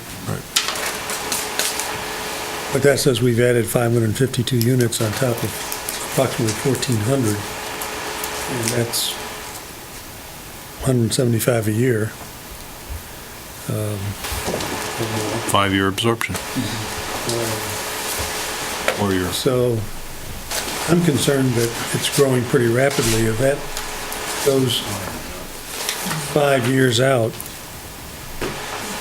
we're adding almost, another 800 units to the package here, so we're going to end up with a housing stock of apartment rental units of about 2,700 units. I'm sorry, I didn't get the last 800, Dave. What are you saying? Next 5 years, projecting 5 more years of building. At 170. Oh, I see. At 175 a year, that at the end of 6 or 8 years from now, not 5 years, in 6 or 8, as the 5-year folds in, we're at about 2,700 units of our housing stock instead of 1,400 now. And that's a significant fraction of our 8,000 housing units that exist today. So I'm a little concerned about how much we're distorting. 8,000 would be 9,000, so. It would be 9,000, but a significant fraction of them would be apartments. That's what I'm concerned about, is how our housing market is shifting and how much of it is going to end up in rentals and what that does to the town in terms of police force requirements, all kinds of things. Well, all of this was presented to the other side of that is the economic development and the retail and It changes the character of the town Oh, sure it does. if we have gone to, 9,000 and 2,700, so we'd gone to about 25% 20 to 25% rental stock as opposed to today. From 20, We're at, a little less than 20. we're at 1,400 out of 8,000. So 18%. So it's a jump. It's material, but it's not Not as disastrous as I thought, but if we talk about what the Hartford could be, what Gerard is talking about, the Webster Bank is a nothing compared to those two. relatively small number. And if those two come in at, Those are different, I think, those Webster. They're all different, and that's, I think, part of what we're trying to say here. And it's something that the marketing report doesn't necessarily point out. Marketing report analyzes data. It doesn't analyze the nuances between Tony Giorgio's thing in the north, Powder Forest in the center, Gerard's thing. All of these are very different things. I mean, Dorset Crossing wouldn't have the amount of units if it didn't have some kind of relationship to Griffin Land Development and employment over there. We think that I mentioned Avon. Avon and Canton have not had this kind of activity in years and years and years, and we firmly believe there's a demand. Secondly, it was touched on, but the housing market is changing, and it's changing substantially with baby boomers and millennials. It's absolutely changing, and is what is driving this demand. We have thousands and thousands of units across the Chris, state. driving the demand is the change from 0 to 30% down to buy a house. That's what makes a difference. And people are renting because they don't have the cash accumulated. That's not necessarily Right, true. and part of- If part of that's the- not part of true- the freedom is That's- flexibility. that's- Pardon? Fannie and Freddie. Right. And lastly, I'd just like to point out, we have a group here called Garden Homes. And they've been in business since the 1950s, and they've built 40,000 of these things. It would seem to me that they're taking, if they didn't think that this could work, they clearly wouldn't be going through this kind of expense to make it work. The issue is not arguing with their economics or their numbers. The issue is what we're doing to the character of the town. Should the That's part town, of the town. should the town have 5% or 6 or 7% more rental units, and does that change the character of the town? And that's a question we need to answer, I think, before we can go ahead with a whole lot of apartments. These PADs have turned into essentially rezoning the town. Where if we approve this, the commercial things are just being rezoned from industrial to commercial, and this is being rezoned from industrial to residential.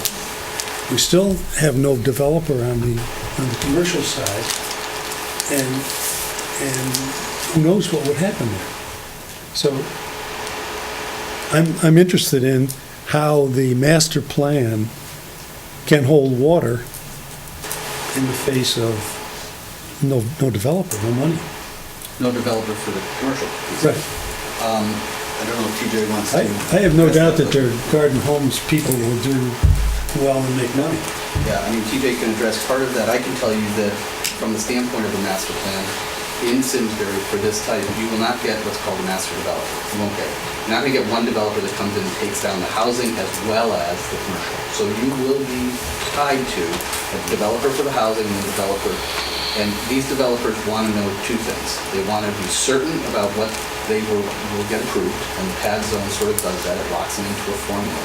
And they want to see activity. And the catalyst is going to be the housing component. They look at rooftops as well as anything else. So if we don't have a developer for both of this, we could get the apartments and nothing done up front. So essentially what we've done is turned industrial into residential, and the pad is just the elephant, the camel sticking his nose under the tent. TJ Donahue, I represent Infinity 4 LLC, and have been with the project since May when we started. First at this board, where we gave you a concept plan that was told to us to go ahead and build it, and we'll take a good look at it. Since then, we've been to planning, we've been to design review. Planning took a very close look at this. The question was raised. The developer on this site, or the owner, Infinity 4, is actually Mark Greenberg. Between Garden Homes and Mark Greenberg, we have the most extraordinarily well-capitalized group of owners who really, both sides, they don't want to flip, they don't want to sell, they want to develop their property and realize the income of the opportunity to be in Simsbury. With respect to your question about the apartments in and about Simsbury and up and down the line, the reason why this site is so attractive for this use is, for the first time, we'll be in the community of South Simsbury, North Avon, and Avon Center. Avon hasn't built apartments in 20 years except for the Peachtree Homes, which are a senior facility. So that you can't look at Simsbury and say we're going to put a border around it and do a capacity study. We're already part of a dynamic community. For example, Dorset Crossing. Dorset Crossing couldn't have been there without the energy toward Amazon Dago Road in Windsor and the energy of Bradley Field, which with all that economic activity. So that the people who come and join our community and live in these units are from the broader community. There are a lot of single bedroom apartments, but the apartment use here is extraordinarily well vetted with deep economic thought, and the statistical analysis, which is important, that we're getting to up in the percentage of numbers, has to be taken into account as you do overall long-term planning and your planning, conservation, development. But as we sit here today, your responsibility is to look at your pad regulation and see what the commitment was you made when you said that this spot would be eligible for a pad, and that's the decision we have to make. And we are way, way down the road on what we've done here with attending dozens of meetings with tremendous input from a lot of people. The questions are good, but there are answers. And you have committed owners who are very anxious to develop the retail and the commercial. With respect to the retail and commercial, this site has a little bit of a checkered past. I mean, we had some difficult days in this site 10 years ago. And we had a lot of irons in the fire, and we talked to an awful lot of people about bringing some commercial and retail development here. And we have continuing relationships with them, but we are not going to them until we know that we have the opportunity to offer them a pad site. We're not going to them to tell them what we have until we have the 166,000 square feet of retail commercial committed and approved by this board. And then as partners, we'll get some more good use in town.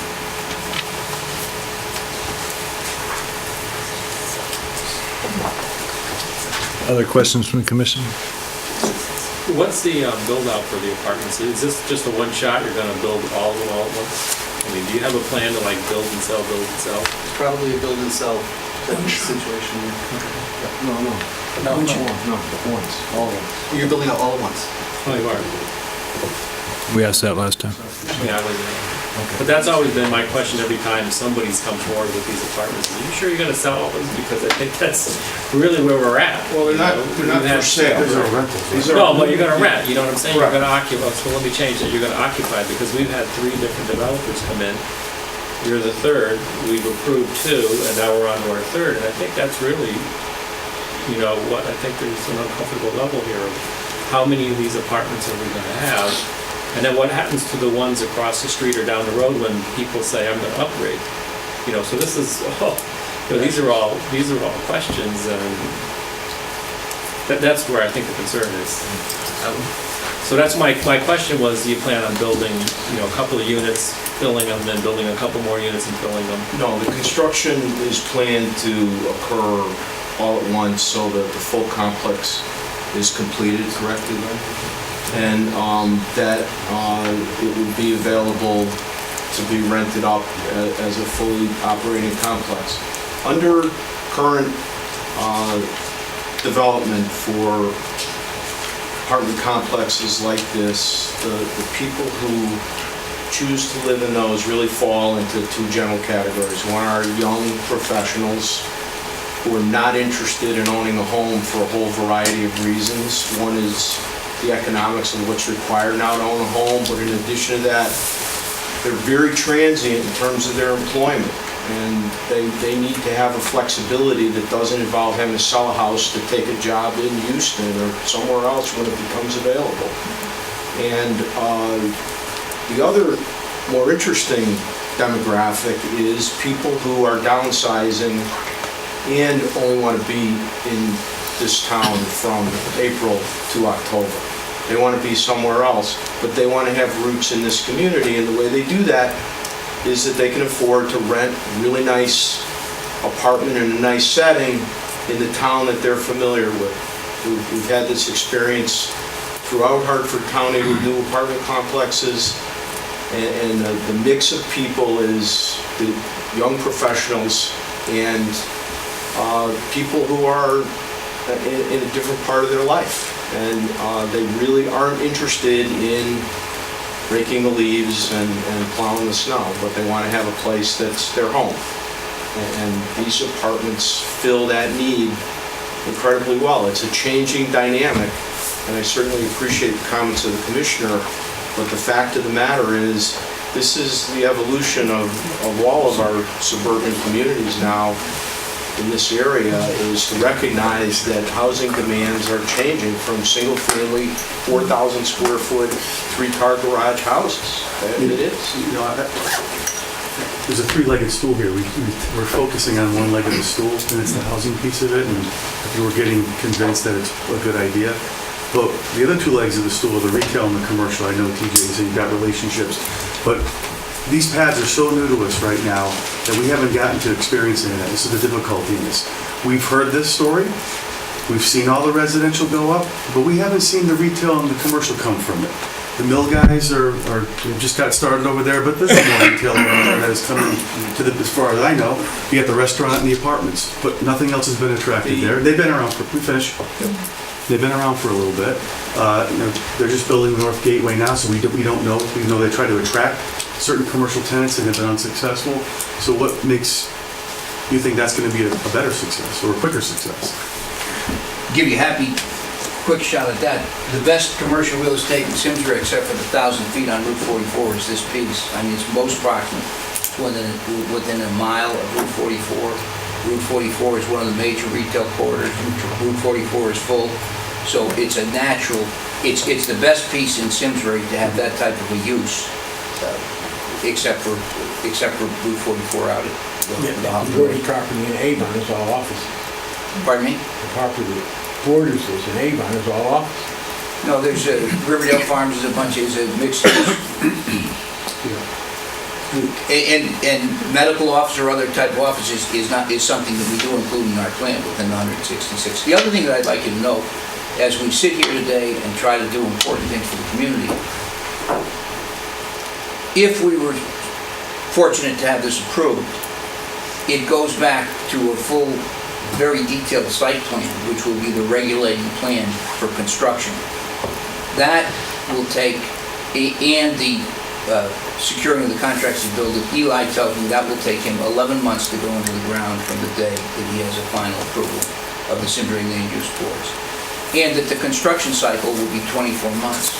So that we're talking about absorption rates over periods of time, but there's a long lead time on this. It's a project of scale, and it's been well thought out. Okay. I think we heard from, I don't know, it was Mike Goldman making a presentation to the Planning Commission during the time we were doing the plan of conservation and development. And I think that somebody's statistics were that with 10,000 cars a day, which is kind of what Hot Meadow traffic is, that the best we could expect in retail development was more professional offices. Is that supported by you guys? It's a scale issue. It's, what we're proposing here is not large-scale retail. This is small, these are small, relatively small buildings. The biggest building we have is 39,000 square feet. I'm not talking about. We gave a report from, in your retail. file and in the record is a full report from CB, Richard Ellis, Randy Kalidas, who is one of our professionals, not our own professional, one of our professionals working on the possible use of that. And if you'd like information from him, he's here tonight, if you'd like to talk to him for a minute. No, I just want to know what you expect to see there. I don't think retail, according to the things we heard, retail is not likely to be the commercial component. It's more likely to be offices and things. Let me have Randy Kalidas talk to you for a moment. And does the Hartford leaving change that? The Hartford leaving changes everything. Yes.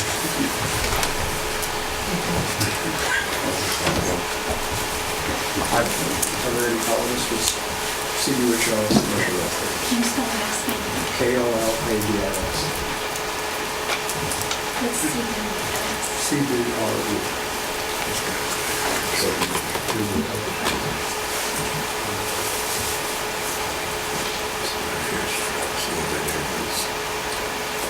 So your question again was My what types question of is- retail? What types of commercial activity do you expect to have come into this area? You know, one of the concerns is, as far as I can see, that's just a good idea. I mean, it's some pictures and some color and paint. I've heard testimony from people who were respected in this real estate industry who said the traffic on that street is too low for retail, so you really got to be looking for somewhere in the middle, offices and professional things. And so my question to you is, what do you see to fill up the space that you're putting on the paper up there? Well, certainly offices and professional space, I think, is one possibility for a portion of the 60-acre site. General offices and maybe some professional space, possibly medical offices, that type of thing. But I think the area you're most focused on is the retail portion. And the kinds of retail uses that we think would work well there are so low impact, small to medium-sized retail users. So these would be things, and in fact, I thought there was a letter that was circulated that sort of described the things. I'm just going to reiterate again. But basically, in that letter, I had indicated, or we had indicated, that the types of retail uses that we could probably see there, or should be able to see there, given the demand in the area and the location of the property, would be smaller sized grocery store, for example, something in the range of not a 60,000 square foot big box type grocery store, like a Stop and Shop, but something more like a Trader Joe's or a Fresh Market that would be maybe 30 to 35, possibly 40,000 square foot. And then around that could come other small and low impact type retail users. Those You might people see located- restaurants there, high-end restaurants. You could see national chain restaurants come in, like, a Bonefish Grill, maybe a Ruby Tuesdays.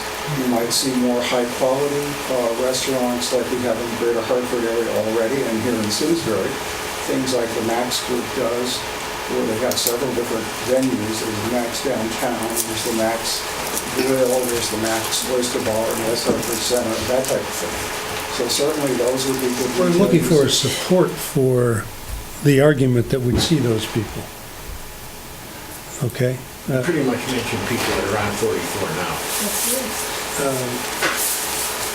You know, what's the one over by Bloomfield? By Gillette No, the Ridge. restaurant, the Ruby Tuesdays. I mean, they put that in there, and I said, that's the craziest thing I've ever seen. And every time I go by there, the parking lot is full. So somebody knew something. And the guys that knew that They're are all the at guys I want to hear Starbucks, from. I don't know that anybody really knew anything ahead of the game. I mean, it's an issue of demographics, it's an issue of the surrounding neighborhood, what the demand pattern has been in the neighborhood. As TJ pointed out, you're close to the Route 44 corridor already, which is heavily endowed with support retail. So what you're talking about doing here, developing retail, seems like a natural fit. Okay, I mean, I'll stop. I'm not sure. Okay. Why not? Yeah, let's try to move on. Yeah, just a quick question on the economics. In attracting the millennials. God bless you. Thank you. What's the, did you do a comparison of the rents that you might be able to attract here versus like Blueback, where there is that, younger amenity base, I'll just call it that. What's the difference there? Or if you've done it, I'd be curious to know. And then secondly, what, your hold period is, Mark, on this, Infinity's hold period, what's your projected hold period? So legacy real estate, and then... Never selling. And then my only other comment, as we look at a retail landscape that is completely in flux right now, to suggest that any box size is limited in any way. And I'm not suggesting that we put a big box in there, and I use the term very loosely. But, you know, there was mention of Whole Foods and, you know, all the stores that everybody would love to have in a community, including, you know, the Stop and Shops, the World of Shaw's. They don't know whether to build 30,000 square foot stores or 120.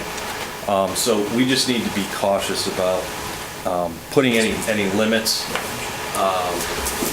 and suggesting that we don't get out of control by any means. Understanding the neighborhood and the landscape there. But we don't want to limit ourselves if someone wants to come in and do 42 or 43,000 feet, particularly if it's one of those home run tenants. That would just drive the entire area. That would be my only comment.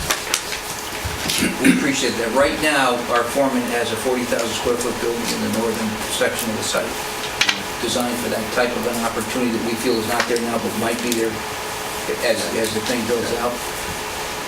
In the event that the form that you consider tonight is approved, and then we have an opportunity for a 45, Bring it we, back. as any citizen, have a right to come back to you and ask you for a modification of the plan, and Require a public hearing. do that. All right, Rachel.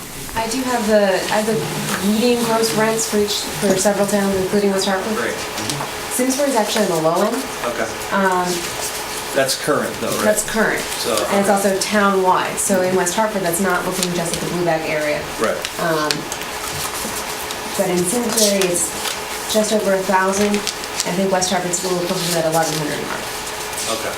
Yeah, I was thinking a little bit more specifically as to, you know, what the rents were that helped the economics of this deal work versus that of, you know, on a rent per square foot basis, let's just say, to the rents that you would find in Blueberry. Actually, I just confirmed with our client, very similar rent structure. Okay.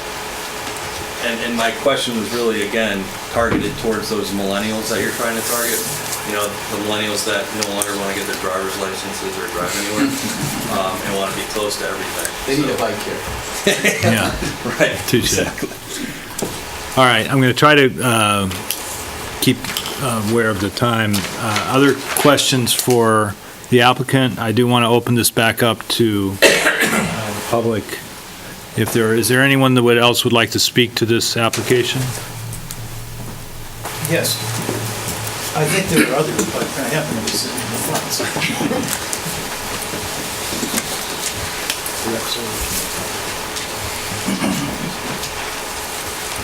My name is Bruce Elliott. I live at 21 Lincoln Lane in Simsbury. As I said 2 weeks ago, I've been at that address, which is virtually across from the site for 28 years. And I'm a little surprised at the scope of the response to the issues that were surfaced in the last gathering here 2 weeks ago. And that I know my name is in the minutes from the last meeting, so I was here. And I did ask you to consider my concerns about that property and the 4 monitoring wells that I know are on that land. And my questions as to what is being monitored over there, why are they being monitored, how long have they been here, what's the implication for the monitoring wells, the development on the property, and yet there doesn't seem to have been any sort of querying of the applicant on those issues, and I think they need to be addressed. As I mentioned in my remarks of 2 weeks ago, the street that I live on, Lincoln Lane, as well as Blue Ridge and Rosewood, which is actually the First Street neighbor, we're all on Avon Water Company. And it's always been my understanding, although this is actually not asserted based on facts, but it's been my understanding that there's an aquifer under the property. And that when I see those monitoring wells over there, and I submitted to the commission photographs of 2 of the wells, and they very clearly are labeled on the top. Monitoring wells, or observation monitoring wells, actually, it says. And I didn't hear anything in the back and forth tonight. I'm concerned about that. Today, I took a few minutes to just see if the DEP, I did see in the minutes that the attorney for the applicant cited in her remarks last time and in the minutes of the meeting that those monitoring wells were under control and order of the DEP. And I'm not sure if that's actually factual. I don't see anything to that effect on the DEP website, although I did find an aspect of the DEP website that's a list of contaminated or potentially contaminated sites in the state of Connecticut, and they're listed by town. There are roughly 400 listed sites in the state of Connecticut. This is not brownfield sites. There's another listing for brownfield sites. But the list of contaminated or potentially contaminated sites does include about 80 sites in the town of Simsbury. And among those sites is the CL&P Simsbury Work Center at 34 Hot Meadow Street. And I see there's a notation here that in February 26, 2002, that an investigation was started. There's no further entry as to what happened in that investigation. There's no conclusion. There's no reference to remediation. There's no further information on that website. Yet, one of the 400 sites in the state of Connecticut that's listed by the DEP is the site that you're being asked to approve for the 60-acre tract down there. This thing refers to it as the CL&P Simsbury Work Area because there was nothing else to reference to. So, again, I suggest to you that you folks have a responsibility for public safety. I think this is a significant issue. It warrants your consideration and it warrants a response from the applicant. So I urge you to request from the applicant some clarification. And if they're unable to do that, then I think you have a responsibility to provide it in the PAD as a regulation. You should consider having another consultant engaged who can explain what those monitoring wells are and why that property is listed by the DEP as a potentially contaminated site, and it's either contaminated or potentially contaminated according to the state of Connecticut. I'm not making this up, that's a fact. So I urge you to query the applicant to take seriously the concern that I'm raising here tonight. And again, I offer the pictures of the monitoring wells. Thank you. Yeah, I apologize because this was in the minutes that we had directed the staff to do that. Unfortunately, Hiram's not here to say it, but can you say what we've done in terms of putting that question? It's in his report. Oh, okay. Yeah, it is in Hiram's report. The data goes back, the examination data goes back to at least 1990 for that site, and in 2002, the monitoring was initiated as part of the Connecticut Site Transfer Act. So that's why that 2002 date stands out.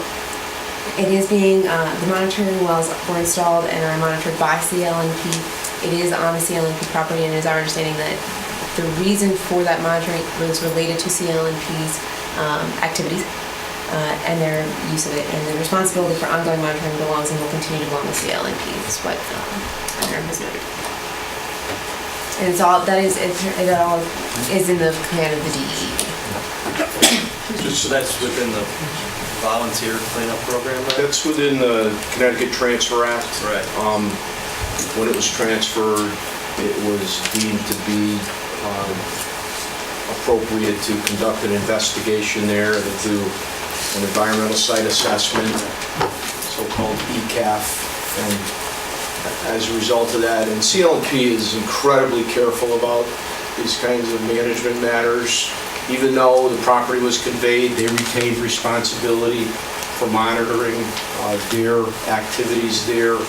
My understanding is it mostly revolves around the fact that they serviced vehicles there, so there were a number of hydraulic lifts. Transformers too. Transformers, PCBs. fuel tanks to fuel their vehicles. All of those kinds of activities lead to various kinds of events with spills or whatever. And so CL&P conducts all of their sites in the same way. At least it's my experience that they do. They test everything, and they continue to maintain a responsibility for that. This is not, and that's how it ends up on the list referred to by this gentleman. Once it becomes subject to the Transfer Act, until it's fully investigated, and the monitoring wells can go on for years. They take quarterly readings until you have 3 consecutive years of quarterly readings with no detection of any compounds that would be deemed to be subject to their jurisdiction, it remains open. And there are still several wells there that they are continuing to monitor. But it's not a widespread issue of contamination. The water would be public. There is public water, public sewer to the site, so that it is not a matter of drawing water from the groundwater. It is our understanding that it's contained to the central portion of the site where the issues have been. So is there a plume?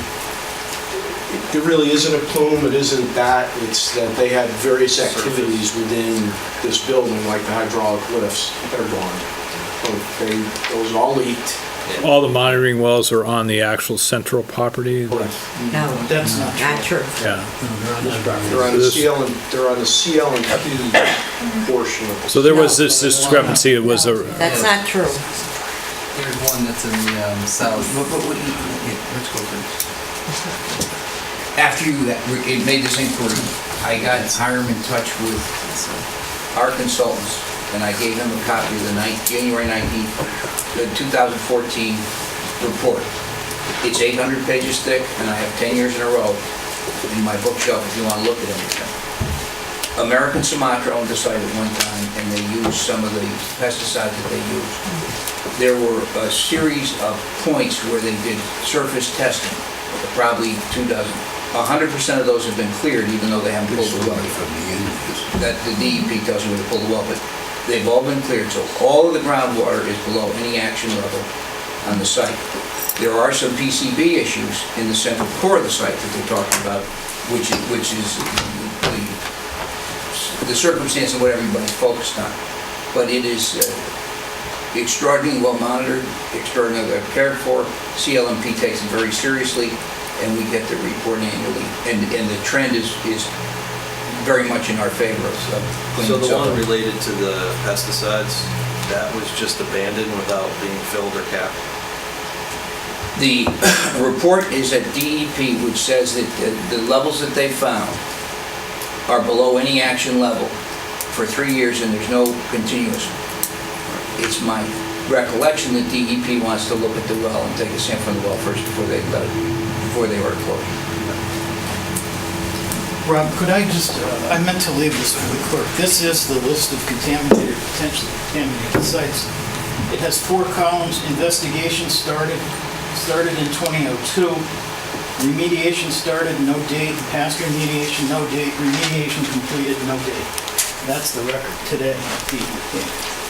Well, you're talking about the state keeping accurate records for, I mean, they may not have the most updated information. So this is an issue that will need to be dealt with in terms of, has to be cleared up in order to be approved, right? We're going to have to follow LDEP standards for soil remediation. They're pre-construction issues. Right. All right, next, Mr. Kalishman.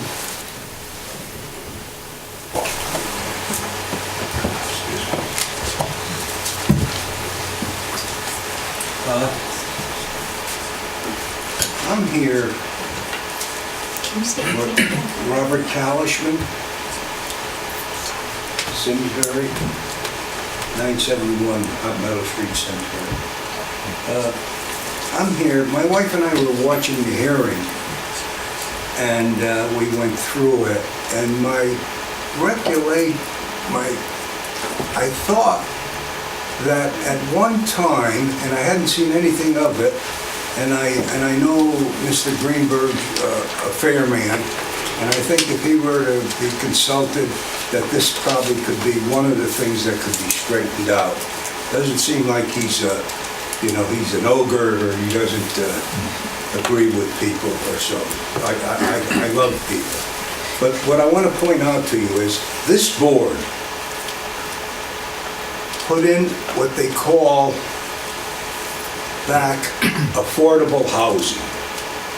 And then for some reason or other, the banks, Simsbury Bank in particular, was crying per mouth, along with Dyna Noble, that they couldn't sell their properties up in the Powder Forest. The reason being that when this clause went into the contract to sell the property, the buyer would walk away. So in their benevolence, the Board of Selectmen lifted your decree, so to speak, and as we stand right now, people in Simsbury, if they want to go into apartment units or condo, they don't have affordable housing. There's no affordable housing anymore in Simsbury. It's been lifted by the Board of Selectmen. Dinah Noble, who holds a lot of property, a lot of influence in town, they seem to be able to do just about anything they want to do. I.e., those apartment houses on West Street that have just gone up next to the old Hot Meadow Tavern, West Street, that development there that runs up, it abuts the Ensign Vicar property. That in particular, they moved in, and at his bequest, the contractor's bequest, that was part of the thing. Help us lift this thing. The affordable housing is killing us. Now, we come in, and I noticed that when the presentation was made, and was a good presentation, and I'd like to comment the gentleman, this RKG, with his presentation, because he must have gone through every Bureau of Standards book relating to Simsbury and the United States government, because he has all the facts. And when he made the statement that apartment housing in Hartford County, impossible, why have, take this into consideration, why have the owners of these apartment buildings raise their rents each and every year? They don't lower them to attract people. They raise them and they still attract people because there's a market for rental housing. Now, you went and you talk about Dorset Crossing, right? Let's look at Dorset Crossing. Number one, we're down here, we're looking at CL&P, and we look up that way and it's CL&P again. You have a power station that they just installed there, and right next to it, the Board of Selectmen granted muscular dystrophy people, rightly so, they built that housing, and all those people that will occupy that those apartment units in there are going to be assisted by muscular dystrophy. It's a curse on anybody that has it. But nevertheless, these people are going to move in. We, the citizens of Simsbury, said, fine. We opened our hearts to them. We gave them whatever they needed to go in there with permission. They went in there. And when you take and you say that these apartment units are counted in the apartment units for everybody, I can't go there. The people in Simsbury can't go there. You have to have multiple sclerosis to get into the apartments. So automatically, all those units up there, you have to take off the market. You can't say, I can go there because I can't go there. There's a need for apartments, there's a need for good apartments. What you have to do, in my opinion, is for some reason or other set so many units aside, like you do with everybody else, and say, fine, this will be for affordable housing.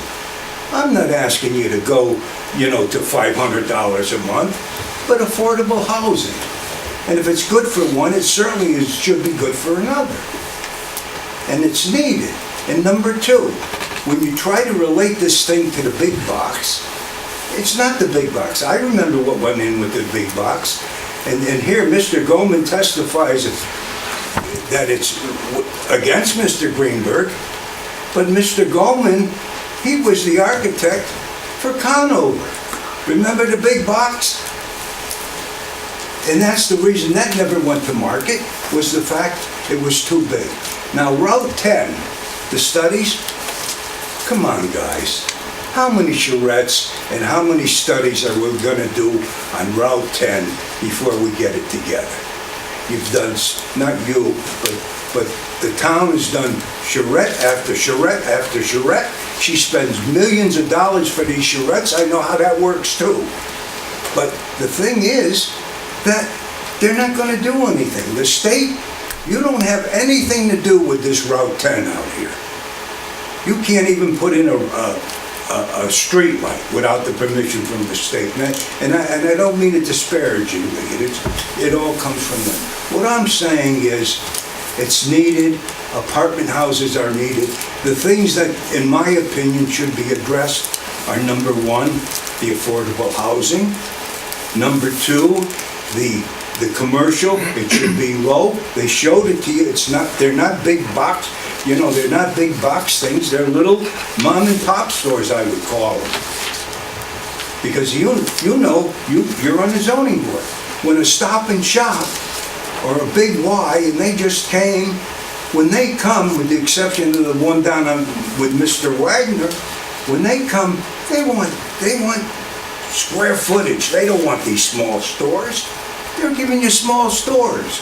They're giving you everything you want, everything that's going to be good for you. And if this thing with the PUC is straightened out, then fine.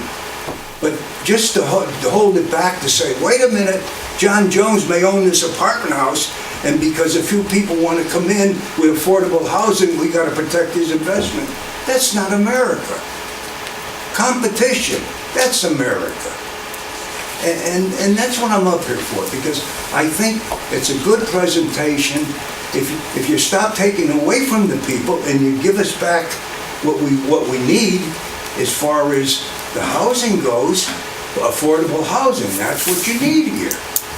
And you fellas aren't that far away. I think you can come to some kind of an agreement. They're at $2,000 tops. You can bring it into so many units at affordable prices. And let's go forward with the thing. You're not going to stop it. It's, We have progress. a workforce housing regulation in town, which is supposed to help with that. The other side of the coin is that you can't force short of changing our zoning regulations, you can't force a landowner to build something that he doesn't want. So I appreciate your comments. You're absolutely right. But let me say this to you. This Hiram Peck was hired, and you sat on the board when they hired him, Mr. Ryan. They hired him, they went down to Greenwich, and they brought him up here, and his job was to work out what he's just worked out. And he came here that night, and from what I understand, it was his presentation. It's his, he made the pad. He says, these are the perimeters that they're going to work with. And he presented that to you. It's been accepted by the board. No, that's not true. Yeah. Okay, But there are that's about not true. 15 Then I'm people, wrong. there are 15 people that were. We have a point of order, Mr. Chairman. I withdraw the question. Point of order, can we establish a time limit for comments? Okay, I'll leave you, Mr. And Ryan. You want everything your relevance. way, or you don't want to play. Person.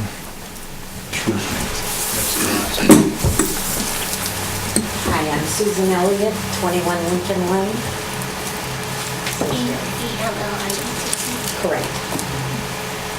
I am Bruce's wife and have lived in the same house with him for 28 years on Lincoln Lane. So I have a long history there, but my history goes back even further. My father worked for Hartford Electric Light Company, which was a predecessor to Northeast Utility. He came here in 1959 for him to take that job.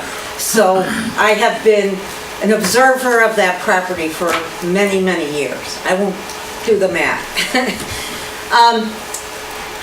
I'm talking primarily from the emotional standpoint.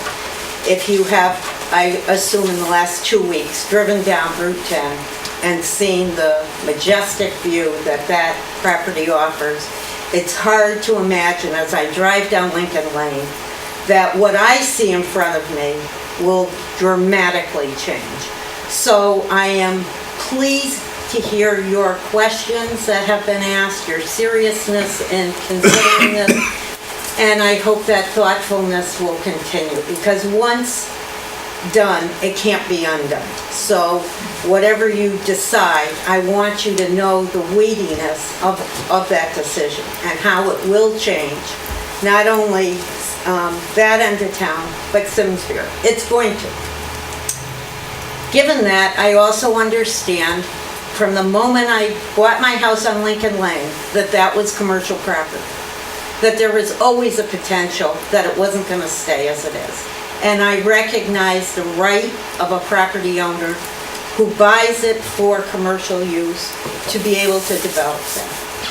2 weeks ago when I was here, someone said, is this the best use for the property? I don't know what the best use is. If I could direct it, I couldn't tell you what the best use would be, other than to leave it as is. So I think it's not we're looking for the best possible thing. No, that's going to vary with everyone's opinion. We're looking for an acceptable, good use of the property. I do agree, and I liked Commissioner Ryan's comments regarding how increasing the number of rental units in a town can change the town. I also understand the professionals' comments about changing demographics in suburbia. Not everybody's going to want to stay in a big house and have that responsibility as we all get older. I understand that and see the need for that. But no one here has mentioned that directly across the street from this property is already rental units, and quite a few of them, and affordable ones as I understand them to be. So I do have a little concern with the density of the number of rental units in that small section of Simsbury, and would like you to consider that as well. You know, to think about our neighborhood, as others talked in other things tonight about how their property values will change. I wonder about that for us. I'm not saying it would be plus or minus, I couldn't tell you.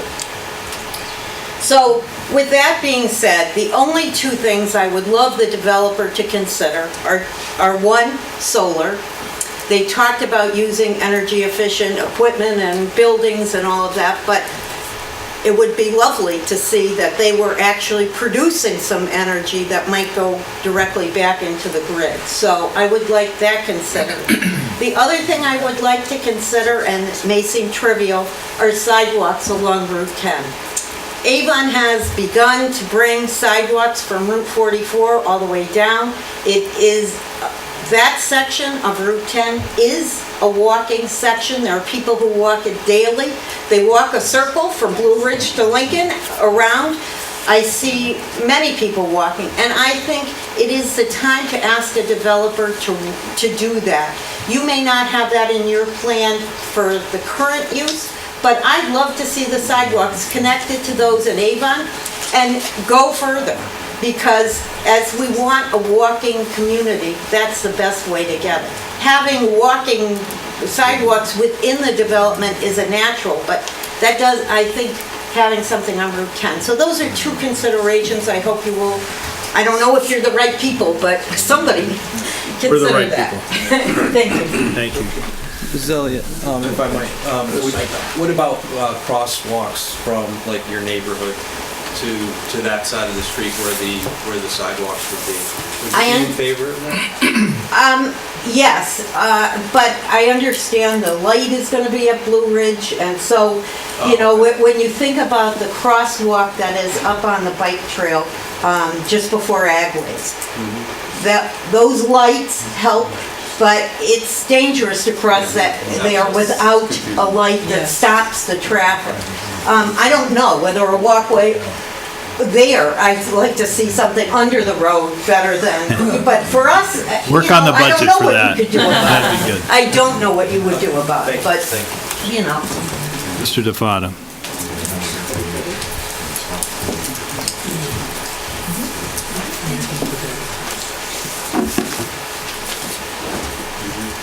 Hi, I'm Andy DeFada. I'm with Ensign Bickford Realty, and I'm also a citizen in town, 14 Clifton Drive.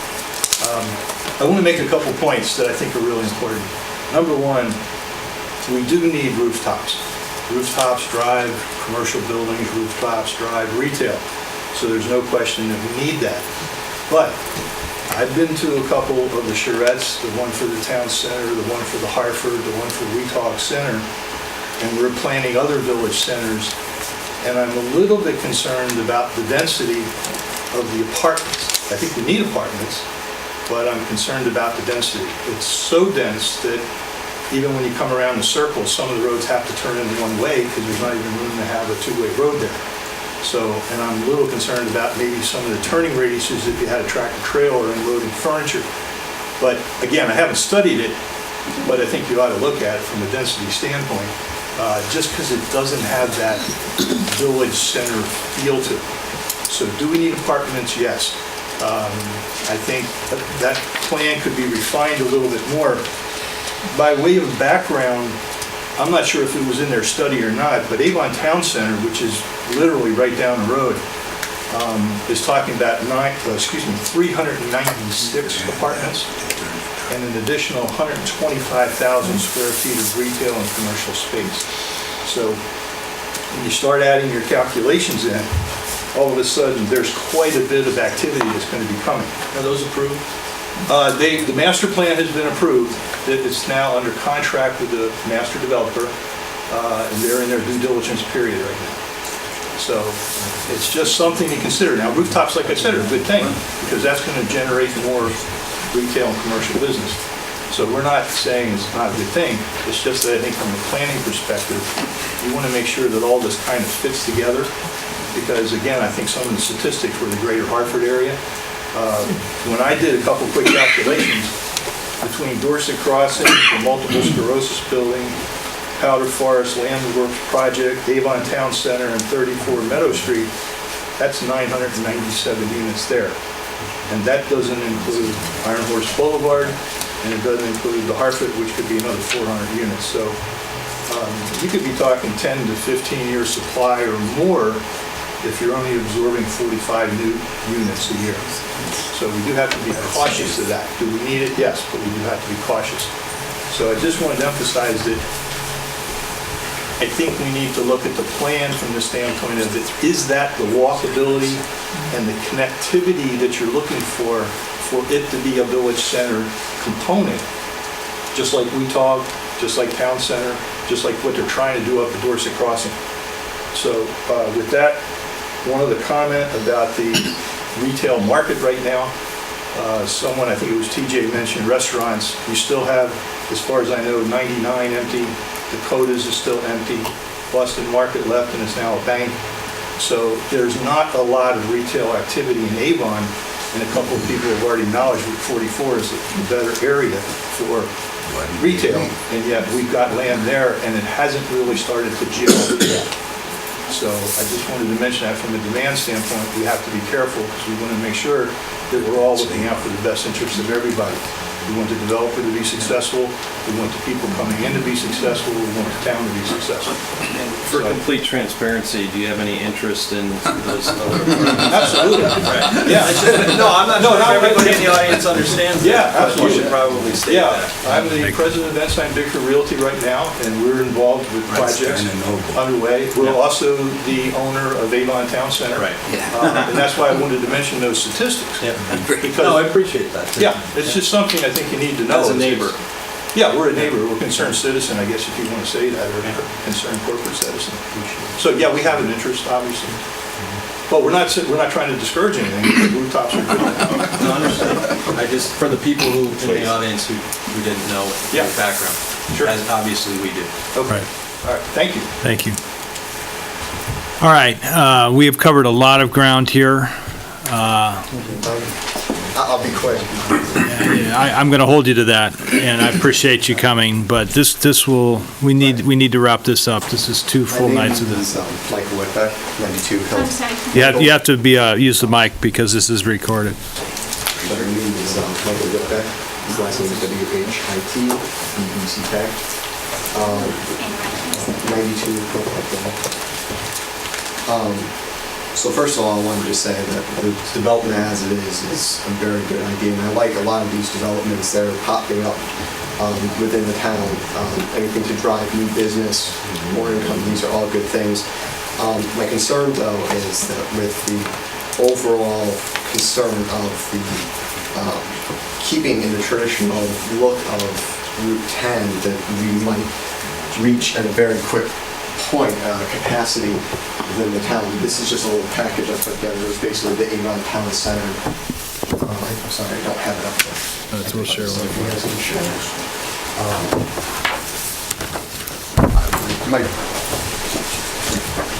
My points were largely made for me by the President Benson Victor.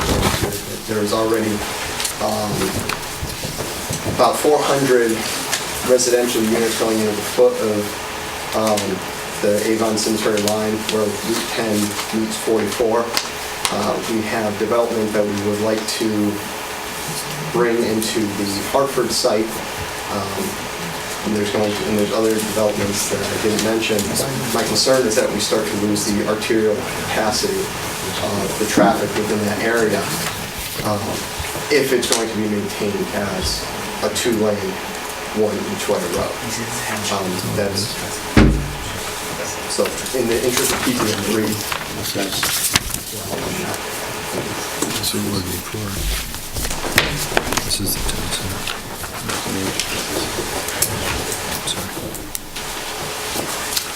All right, thank you. I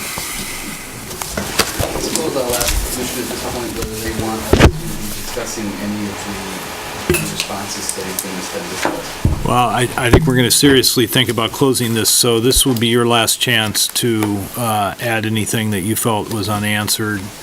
I'm trying to avoid comment, but rebuttal, comment, because I didn't have a sandwich before I came, which was a huge mistake. I hear you. I think Mr. Elliott's concerns with respect to DEEP have been investigated since the last time. We didn't bring them up today, so I apologize on your behalf if we didn't. They have been investigated. We know how to deal with DEEP. We know that they're going to have to keep regulating that. And anything we do out there is going to be regulated activities in accordance with DEEP standards. So I wouldn't get too concerned about that. Mrs. Elliott's majestic view, absolutely true, but I do appreciate acknowledging the fact that we're trying to strike a balance between development, economic development, and the preservation of those views, and we've gone to, I think, a great extent to try to do that. I want to reference some of the issues about Avon Town Center, and I'll reference another one we didn't really consider, and that's Great Pond in Windsor. That's something like 4,000 units. So right now, to us, these are not active, viable sites. Frankly, Avon Town Center is on its third development look. So whether these come to fruition or not, we can't predict, nor can you predict, nor can anybody predict whether that's going to come to fruition. So that's why that kind of information isn't accommodated in market study. With respect to Mr. DeFada's issues of connectivity, I mean, these are mostly issues I think that can be addressed at the site plan level, and I would take issue with respect about a sense of community and these types of things too. So, but the majority of things like fire turning radiuses and those things, that's stuff that is basically site plan issues. I think from what I've heard, those are the major components that were addressed just now from the public. Sidewalks. We're happy to do sidewalks. All right. So before we consider closing the public hearing, are there other questions from the commissioners to the applicant?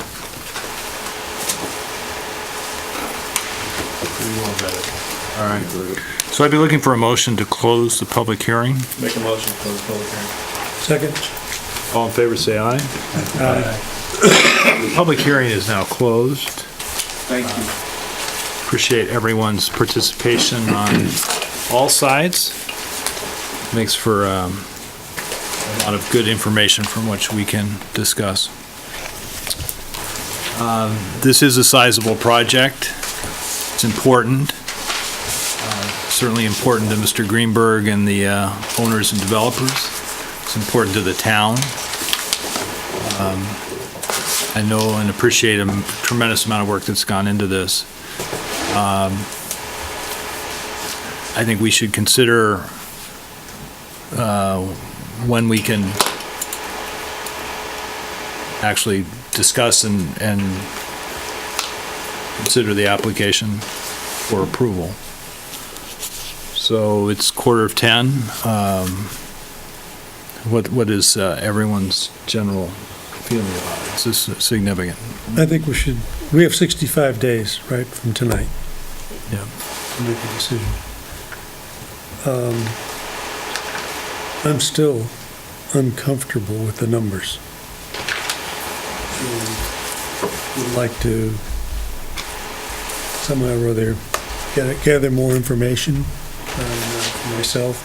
We were provided, yeah, that's a good point. We were provided with this draft housing report, but what's missing is the 10-town comparisons. And I know that we had a lot of questions. The RKG report was clarified tonight. Mr. Chairman, a point of clarification, is that draft housing report in the record of this public hearing? Because we have not seen a copy of it or had any knowledge of it. No, this was I'm sorry, you're right. It's not relevant to this application alone. It has to do with work that there's been ongoing work that the staff has been doing for the town and the commission. It's not. We have concerns if it's going to be referenced in your deliberations.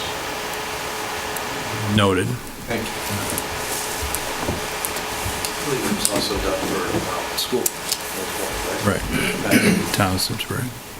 Sure, I think you did mention it at one point in the hearing. We would have to check the record. though. Yeah. But we didn't make it available to the applicant or anyone else. It's not part of the public record, so that's fair. All right. So I think that it's not unusual for us to close the hearing and deliberate on this. We only deliberate in public, so when we do this, but it allows the commissioners the opportunity to individually think about the information, do any we're going to make our decision based on the record and discussing the topic together, but rather than try to move forward tonight.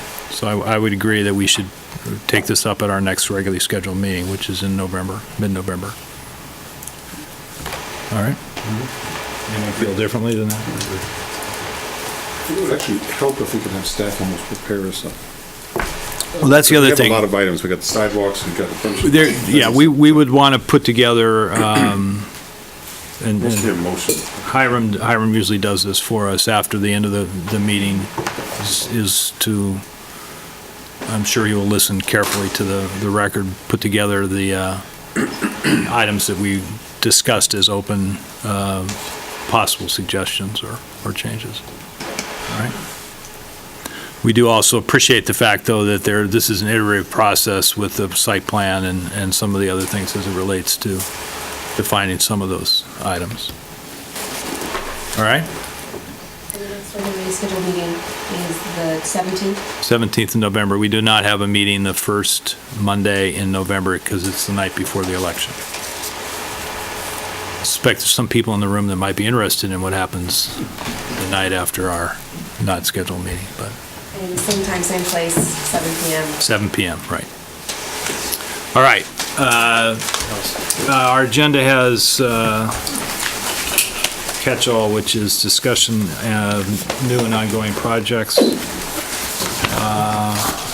there anything, Rachel, that you The were... only thing is that draft housing report, which again Right. was not part of the record for that application. Big Y, we ask it every... The easements are in and complete. So it is moving forward.